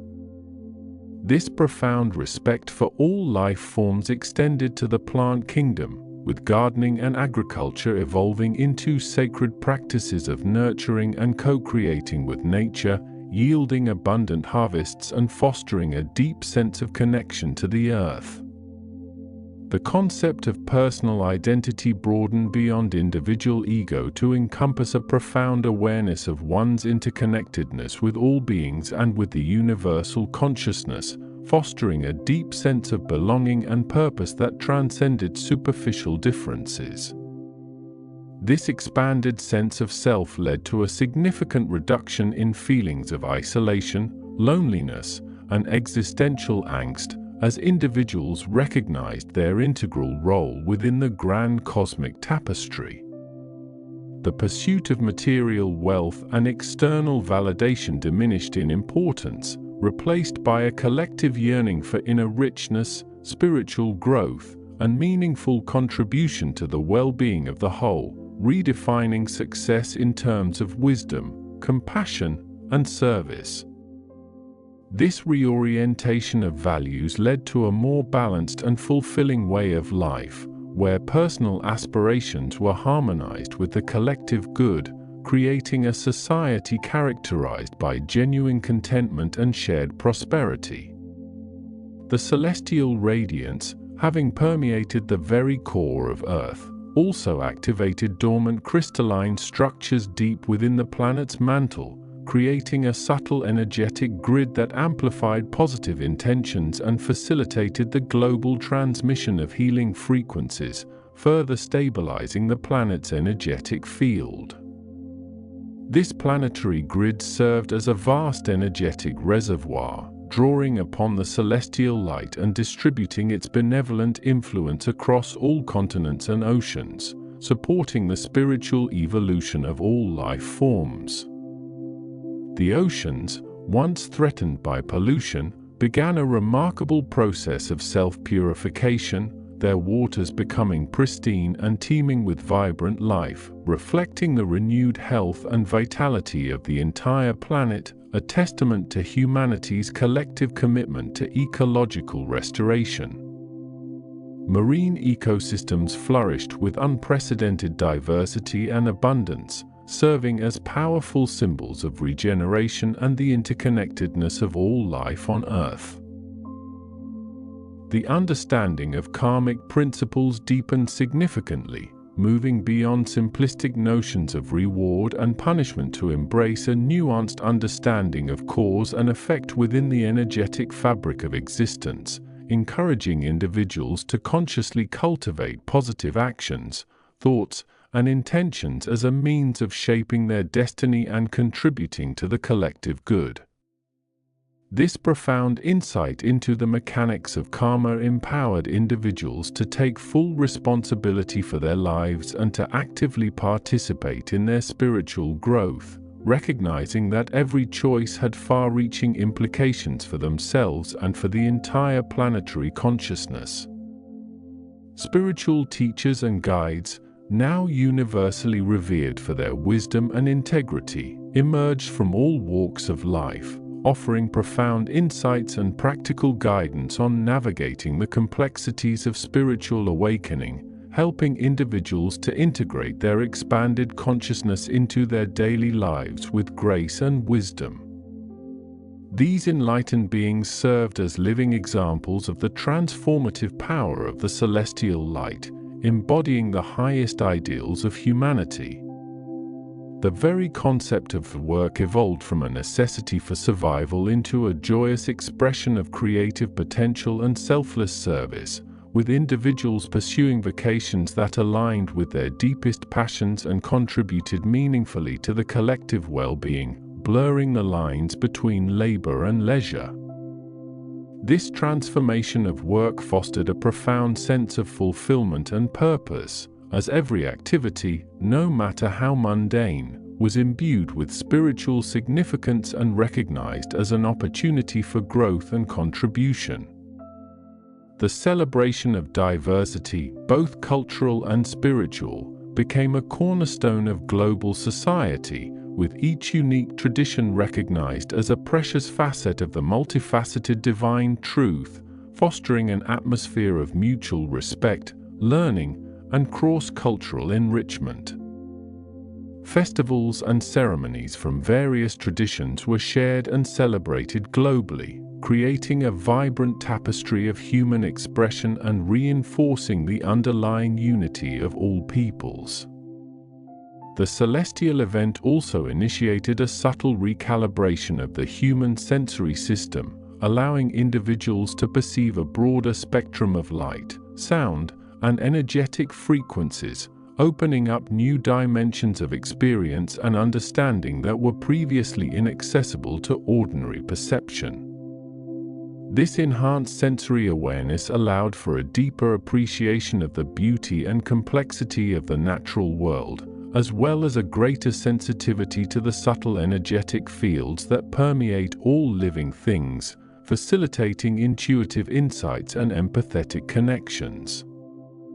The practice of sacred storytelling and myth-making experienced a resurgence, not as mere entertainment, but as a powerful means of transmitting profound spiritual truths, preserving ancestral wisdom, and inspiring future generations to continue the journey of spiritual evolution, weaving new narratives that reflected the evolving consciousness of humanity. These stories, often accompanied by music and dance, served as communal anchors, connecting individuals to their shared past, present, and future. The understanding of personal relationships deepened significantly, moving beyond superficial connections to embrace profound soul-level bonds based on unconditional love, mutual respect, and shared spiritual growth, recognizing each interaction as an opportunity for learning and expansion. This transformation in relationships fostered a global community characterized by genuine empathy, compassion, and unwavering support, where individuals felt deeply seen, heard, and valued. The celestial radiance, having permeated the collective unconscious, dissolved ancient fears and limiting beliefs that had previously held humanity captive, liberating the human spirit to embrace its true potential for joy, creativity, and boundless love, paving the way for an unprecedented era of human flourishing. This liberation from fear allowed humanity to collectively address challenges with courage, wisdom, and an unwavering belief in the inherent goodness of existence, moving forward with a profound sense of peace and purpose. The unprecedented era of human flourishing, born from the liberation of the collective unconscious, manifested first in a profound re-evaluation of societal structures, as ancient hierarchies based on fear and control naturally dissolved under the weight of newly awakened universal empathy and understanding. This fundamental shift allowed for the spontaneous emergence of governance models that prioritized collective well-being and individual autonomy, fostering environments where every person could contribute their unique talents without the constraints of past limitations. The collective unconscious, now unburdened by ancestral trauma, began to actively project archetypal patterns of cooperation, innovation, and interconnectedness into the conscious minds of humanity, inspiring groundbreaking advancements across all fields. One of the most striking transformations occurred within the realm of scientific inquiry, where the previous competitive paradigms gave way to collaborative global efforts, accelerating discoveries at an exponential rate. Researchers, unencumbered by proprietary interests or the need for individual recognition, freely shared data and insights, leading to rapid breakthroughs in areas like sustainable energy production and advanced material science, which were previously hindered by fragmented efforts. The collective unconscious, through its archetypal influence, began to reveal deeper universal laws that transcended conventional physics, offering humanity a more holistic understanding of the cosmos and its intricate workings. This new scientific paradigm embraced principles of quantum entanglement and non-local consciousness as fundamental aspects of reality, moving beyond the purely mechanistic views that had once dominated scientific thought. The field of medicine experienced a revolution as the understanding of the human body evolved to encompass its energetic and informational aspects, recognizing the profound interplay between mind, emotion, and physical health. Healing practices integrated ancient wisdom traditions with cutting-edge biotechnologies, focusing on preventative care and personalized medicine that addressed the root causes of imbalance rather than merely treating symptoms. The collective unconscious, now a wellspring of universal health archetypes, provided intuitive guidance to medical practitioners, allowing for more accurate diagnoses and the development of therapies that harmonized the body's natural healing capabilities. This era saw the virtual eradication of chronic diseases, as humanity learned to live in alignment with its intrinsic biological wisdom and the supportive energies of the planet. Education underwent a radical metamorphosis, shifting from rote memorization and standardized testing to personalized learning journeys that celebrated individual curiosity and fostered critical thinking, creativity, and emotional intelligence. Schools transformed into vibrant learning centers where intergenerational mentorship flourished, and knowledge was acquired through experiential engagement with the world, rather than solely through abstract concepts. The collective unconscious, acting as a vast repository of human experience and wisdom, became an accessible resource for learners, allowing them to tap into ancestral knowledge and universal insights, accelerating their understanding of complex subjects. This new educational paradigm cultivated individuals who were not only intellectually brilliant but also deeply compassionate, ethically grounded, and intrinsically motivated to contribute positively to society. Artistic expression blossomed into an unprecedented era of creativity, as artists, musicians, writers, and dancers tapped directly into the wellspring of the collective unconscious, channeling universal archetypes and emotions with unparalleled depth and authenticity. This resulted in art forms that transcended cultural boundaries, speaking directly to the shared human experience and fostering profound emotional resonance across diverse populations. The collective unconscious, now a vibrant tapestry of shared dreams and aspirations, inspired symphonies that harmonized cosmic frequencies, sculptures that embodied universal forms, and narratives that explored the boundless potential of the human spirit. Public spaces became living galleries, filled with interactive installations and performances that invited communal participation, transforming everyday life into a continuous celebration of beauty and meaning. The relationship between humanity and the natural world experienced a profound reconciliation, as the collective unconscious fostered an innate sense of stewardship and interconnectedness with all living beings and ecosystems. This awakened ecological consciousness led to the rapid restoration of damaged environments, the development of regenerative agricultural practices, and the implementation of technologies that worked in harmony with natural processes. Humanity recognized itself as an integral part of the planetary web of life, understanding that the health of the Earth was inextricably linked to its own well-being. The collective unconscious, now reflecting the harmonious balance of nature, guided humanity towards sustainable living practices that ensured the thriving of all species for generations to come. Technological advancements, rather than creating alienation or dependence, were consciously designed to augment human capabilities, facilitate connection, and enhance the quality of life, always serving as tools for liberation rather than control. Artificial intelligence, for instance, evolved not as a separate entity but as an extension of collective human consciousness, assisting in complex problem-solving, creative endeavors, and the management of global resources with unparalleled efficiency and ethical discernment. The collective unconscious, acting as a guiding principle, ensured that all technological innovations were imbued with a sense of purpose and a commitment to universal flourishing, preventing the development of technologies that could be used for harm or exploitation.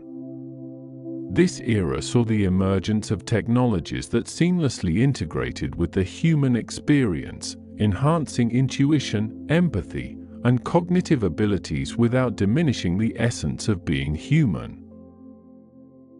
Economic systems transformed from models based on scarcity and competition to those founded on abundance, cooperation, and equitable distribution of resources, ensuring that the basic needs of every individual were met without exception. The concept of value expanded beyond mere monetary exchange to include social contribution, ecological stewardship, and the cultivation of human potential, creating a truly holistic measure of prosperity. The collective unconscious, now projecting archetypes of generosity and mutual support, inspired the creation of economic frameworks that naturally eliminated poverty and fostered a global society where everyone had the opportunity to thrive. This new economic paradigm fostered a sense of shared ownership and responsibility, recognizing that true wealth resided in the collective well-being of all. Spiritual understanding deepened and diversified, moving beyond dogmatic interpretations to embrace a direct, experiential connection with the divine, recognizing the inherent sacredness within every individual and all aspects of existence. This led to a rich tapestry of spiritual practices that celebrated the myriad paths to enlightenment, fostering interfaith harmony and a profound respect for diverse belief systems. The collective unconscious, now a clear conduit to universal consciousness, revealed the fundamental unity underlying all spiritual traditions, dissolving the artificial divisions that had once fueled conflict and misunderstanding. Humanity collectively understood that the journey of self-discovery was intrinsically linked to the discovery of the cosmos, and that inner peace was a prerequisite for outer harmony. The very concept of conflict underwent a fundamental redefinition, as humanity developed sophisticated methods of non-violent communication and conflict resolution, rooted in empathy, active listening, and a genuine desire for mutual understanding. Disputes were approached as opportunities for growth and deeper connection, rather than as battles to be won, leading to the virtual elimination of warfare and interpersonal aggression. The collective unconscious, now imbued with archetypes of peace and reconciliation, guided individuals and communities towards resolution strategies that honored the dignity and needs of all parties involved. This transformation allowed humanity to channel its collective energy into constructive endeavors, fostering an unprecedented era of global cooperation and camaraderie. Urban planning and architecture evolved to create living spaces that were not only aesthetically pleasing and functionally efficient but also deeply nurturing to the human spirit and ecologically sustainable. Cities became vibrant, green oases, seamlessly integrating natural landscapes with innovative design, promoting community interaction and individual well-being. The collective unconscious, influencing collective aesthetic preferences, inspired architectural forms that mirrored natural patterns and proportions, creating environments that felt inherently harmonious and supportive. These new urban centers were designed to foster a sense of belonging and connection, providing ample public spaces for gathering, celebration, and quiet contemplation. Interstellar exploration, once driven by conquest or resource acquisition, transformed into a quest for shared knowledge and cosmic understanding, guided by principles of respect and non-interference with other potential life forms. Humanity approached other civilizations, should they be encountered, with an open heart and a spirit of collaborative learning, recognizing the universal interconnectedness of all intelligent life. The collective unconscious, now encompassing a broader cosmic awareness, prepared humanity for its role as a responsible and benevolent participant in the galactic community. This expansion of consciousness allowed for a deeper appreciation of the vastness and diversity of the universe, fostering a sense of wonder and humility. The understanding of time itself broadened beyond linear progression, as humanity began to perceive time as a multidimensional construct, allowing for a more fluid and expansive experience of past, present, and future. This shift in temporal perception facilitated a deeper integration of historical lessons and a more insightful foresight into potential future trajectories, always with the aim of creating optimal outcomes. The collective unconscious, now unconstrained by linear time, offered glimpses into the cyclical nature of existence and the interconnectedness of all moments, providing a profound sense of continuity and purpose. This expanded temporal awareness allowed individuals to make choices that resonated not just with immediate gratification but with long-term planetary and cosmic well-being. The concept of work transformed from a necessity for survival into a joyous expression of individual purpose and collective contribution, where every person found fulfillment in their chosen endeavors.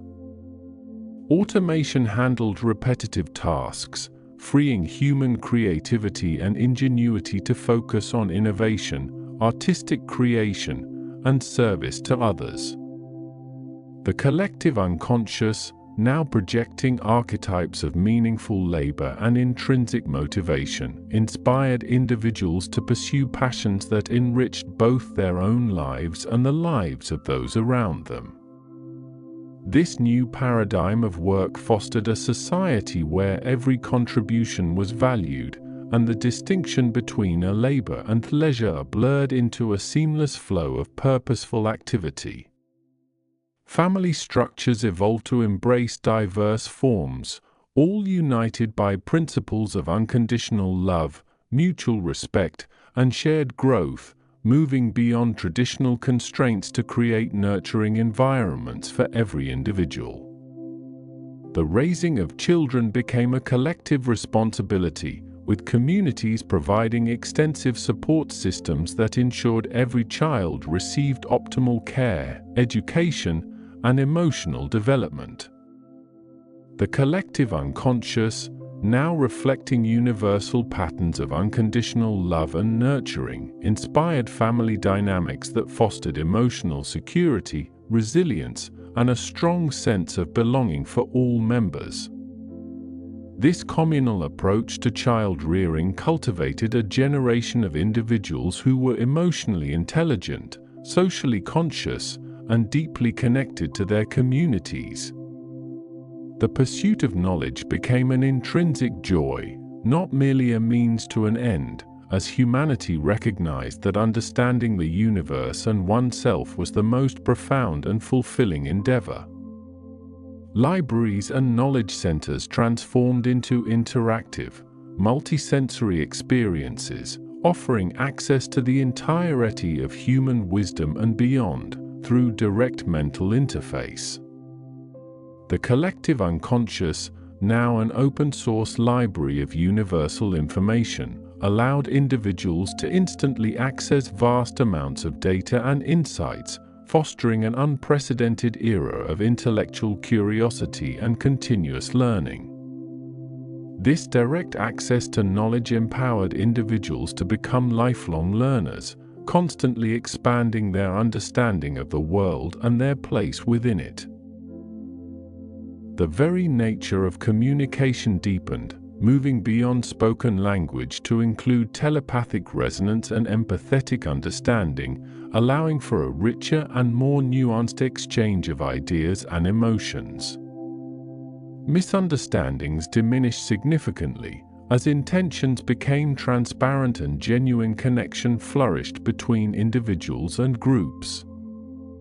The collective unconscious, now acting as a universal translator of thought and feeling, facilitated a level of interpersonal connection that transcended cultural and linguistic barriers. This enhanced communication fostered a profound sense of unity and shared purpose, allowing humanity to operate as a truly cohesive global consciousness. The concept of aging transformed from a process of decline into a continuous journey of wisdom accumulation and personal evolution, with elders revered as living libraries of experience and insight. Lifespans naturally extended, not through artificial means, but through harmonious living and a deeper understanding of biological processes, allowing individuals to contribute their wisdom for longer periods. The collective unconscious, now reflecting archetypes of eternal youth and continuous growth, inspired a societal shift where aging was celebrated as a natural and beautiful part of the human journey, filled with opportunities for continued learning and contribution.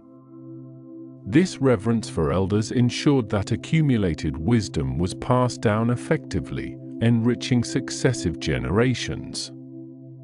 The arts of healing expanded to encompass not just physical ailments but also emotional wounds and spiritual imbalances, recognizing the interconnectedness of all aspects of human well-being.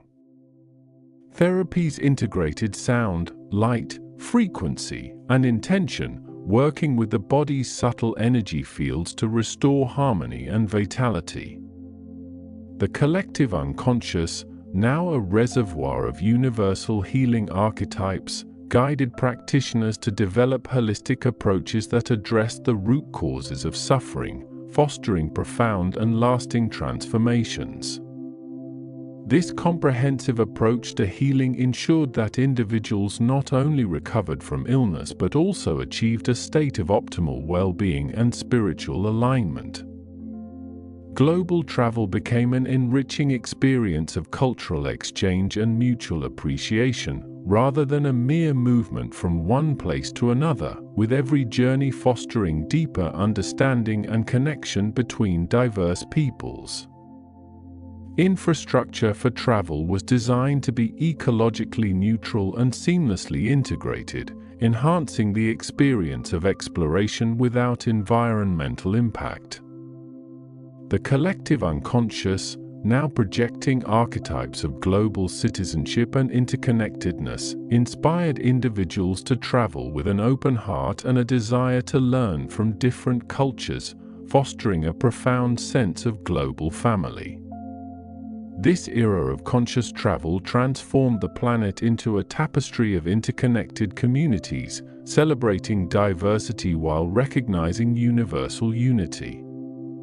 The creation of music evolved to incorporate biofeedback and environmental resonance, composing pieces that not only delighted the ear but also harmonized the body's rhythms and balanced the surrounding ecosystem. Music became a therapeutic tool, a communal celebration, and a form of planetary communication, reflecting the inherent melodies of existence. The collective unconscious, now a direct conduit to cosmic harmonies, inspired composers to create music that resonated with the fundamental vibrations of the universe, fostering states of profound peace and joy. This new form of music transcended entertainment, becoming a powerful force for healing, connection, and spiritual elevation. The understanding of self expanded beyond the individual ego to embrace a profound awareness of one's interconnectedness with all consciousness, recognizing the self as a unique expression of the universal whole. This led to a natural dissolution of ego-driven conflicts and a profound sense of belonging to something infinitely larger and more magnificent. The collective unconscious, now a clear mirror of universal consciousness, allowed individuals to experience their true nature as boundless and eternal, fostering a deep sense of peace and intrinsic worth.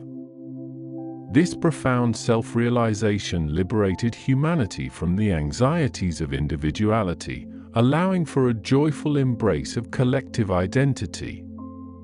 The concept of justice transformed from punitive measures to restorative practices, focusing on healing harm, fostering understanding, and reintegrating individuals into the community through empathy and support. Legal systems evolved to prioritize reconciliation and growth, rather than punishment and retribution, creating a society where every mistake was an opportunity for learning.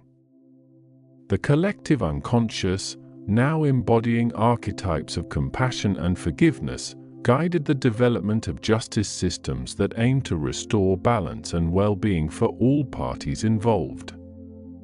This restorative approach to justice ensured that conflicts were resolved in a way that strengthened community bonds rather than creating further division. The development of sustainable infrastructure became an artistic and scientific endeavor, creating buildings, transportation systems, and energy grids that were not only efficient but also beautiful, resilient, and in perfect harmony with their natural surroundings. Materials were sourced ethically and designed for circularity, ensuring that every resource was utilized to its fullest potential without waste. The collective unconscious, now projecting archetypes of ecological harmony and sustainable design, inspired humanity to create living environments that were both technologically advanced and deeply respectful of the planet's resources. These integrated systems fostered a seamless coexistence between human civilization and the natural world. The exploration of inner space, through meditation, mindfulness, and conscious dream work, became as important as the exploration of outer space, leading to profound insights into the nature of consciousness and reality. Tools and techniques for self-discovery were widely available, empowering every individual to embark on their own journey of inner exploration and enlightenment. The collective unconscious, now a readily accessible landscape of archetypes and universal wisdom, provided a rich terrain for inner exploration, guiding individuals towards deeper self-understanding and spiritual awakening. This emphasis on inner exploration cultivated a society of profoundly self-aware and emotionally intelligent individuals. The cultivation of joy became a primary societal objective, recognized as essential for human flourishing and collective well-being, with every aspect of life designed to foster happiness, playfulness, and celebration. Festivals, communal gatherings, and creative expressions were woven into the fabric of daily life, ensuring a continuous flow of positive experiences. The collective unconscious, now radiating archetypes of joy and abundance, inspired humanity to create a culture where happiness was not just a fleeting emotion but a fundamental state of being, shared and celebrated by all. This collective pursuit of joy created a vibrant and optimistic society, resilient in the face of any challenge.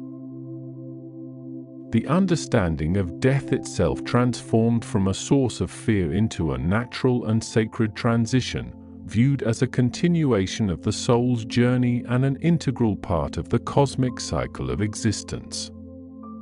Support systems for end-of-life care focused on peace, dignity, and conscious transition, celebrating the life lived and embracing the mystery of what lies beyond.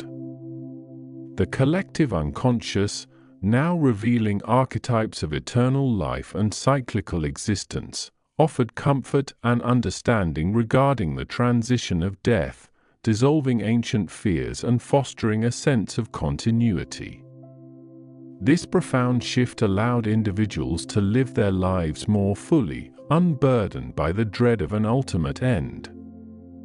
The concept of leadership evolved from positions of power and authority to roles of service and facilitation, where leaders were chosen for their wisdom, empathy, and ability to inspire collective action towards shared goals. Decisions were made through inclusive processes that ensured every voice was heard and valued, reflecting the collective intelligence of the community. The collective unconscious, now projecting archetypes of wise stewardship and compassionate guidance, inspired leaders who genuinely served the highest good of all, fostering trust and collaboration within society. This new form of leadership ensured that collective wisdom was always at the forefront of societal direction. The integration of technology into daily life became seamless and intuitive, enhancing human capabilities without diminishing human connection or the natural world, serving as an invisible infrastructure that supported conscious living. Devices responded to thought and intention, adapting to individual needs and preferences, always prioritizing well-being and privacy. The collective unconscious, now influencing technological design, ensured that all innovations were imbued with ethical considerations and a deep respect for human autonomy and planetary health. This era of conscious technology fostered a symbiotic relationship between humanity and its tools, where technology served to amplify human potential rather than replacing it. The very air humanity breathed became purer, the water clearer, and the soil richer, as collective efforts to restore planetary health yielded unprecedented results, transforming Earth into a vibrant, thriving ecosystem. Regenerative practices were adopted globally, reversing centuries of environmental degradation and creating a world where nature flourished in abundance. The collective unconscious, now reflecting the pristine archetypes of a healthy planet, guided humanity towards restorative actions that healed the Earth, ensuring a sustainable and beautiful home for all future generations. This profound ecological restoration was a testament to humanity's awakened sense of responsibility and interconnectedness with all life. The understanding of self-care expanded beyond physical health to encompass emotional, mental, and spiritual well-being, with practices like meditation, creative expression, and communal support integrated into daily routines. Every individual was empowered to cultivate their inner harmony, recognizing that personal well-being was foundational to collective flourishing. The collective unconscious, now providing archetypes of holistic health and inner peace, inspired individuals to prioritize self-care as a vital component of a fulfilling life, fostering resilience and emotional intelligence across the population. This emphasis on comprehensive well-being created a society of balanced and self-aware individuals. The global economy transformed into a network of collaborative ventures and resource-sharing initiatives, where the focus was on creating shared value and ensuring equitable access to goods and services for all. The concept of competition was replaced by co-creation, fostering an environment of mutual support and innovation. The collective unconscious, now projecting archetypes of abundance and shared prosperity, inspired economic models that eliminated scarcity and ensured that every individual had the opportunity to contribute and benefit from collective endeavors. This new economic paradigm fostered a sense of global family, where everyone's needs were met through collaborative effort. The pursuit of beauty became an intrinsic aspect of daily life, with aesthetic considerations integrated into every design, every interaction, and every environment, enriching the human experience on a profound level. Art and design were seen not as luxuries but as essential components of a flourishing society, reflecting the inherent beauty of existence. The collective unconscious, now a wellspring of universal aesthetic principles, inspired humanity to create a world that was visually stunning, harmonically balanced, and deeply inspiring, transforming every aspect of life into a work of art. This pervasive appreciation for beauty elevated the human spirit and fostered a culture of creativity and refinement. The concept of belonging expanded to encompass all of humanity, transcending national, cultural, and ethnic boundaries, fostering a profound sense of global family and shared identity. Every individual felt deeply connected to the collective, knowing they were an integral and valued part of the human tapestry. The collective unconscious, now radiating archetypes of universal kinship and unity, dissolved the artificial divisions that had once separated humanity, fostering a world where empathy and understanding were the default modes of interaction. This profound sense of global belonging created a society where every person felt safe, supported, and loved, paving the way for an unprecedented era of human flourishing, truly boundless and everlasting.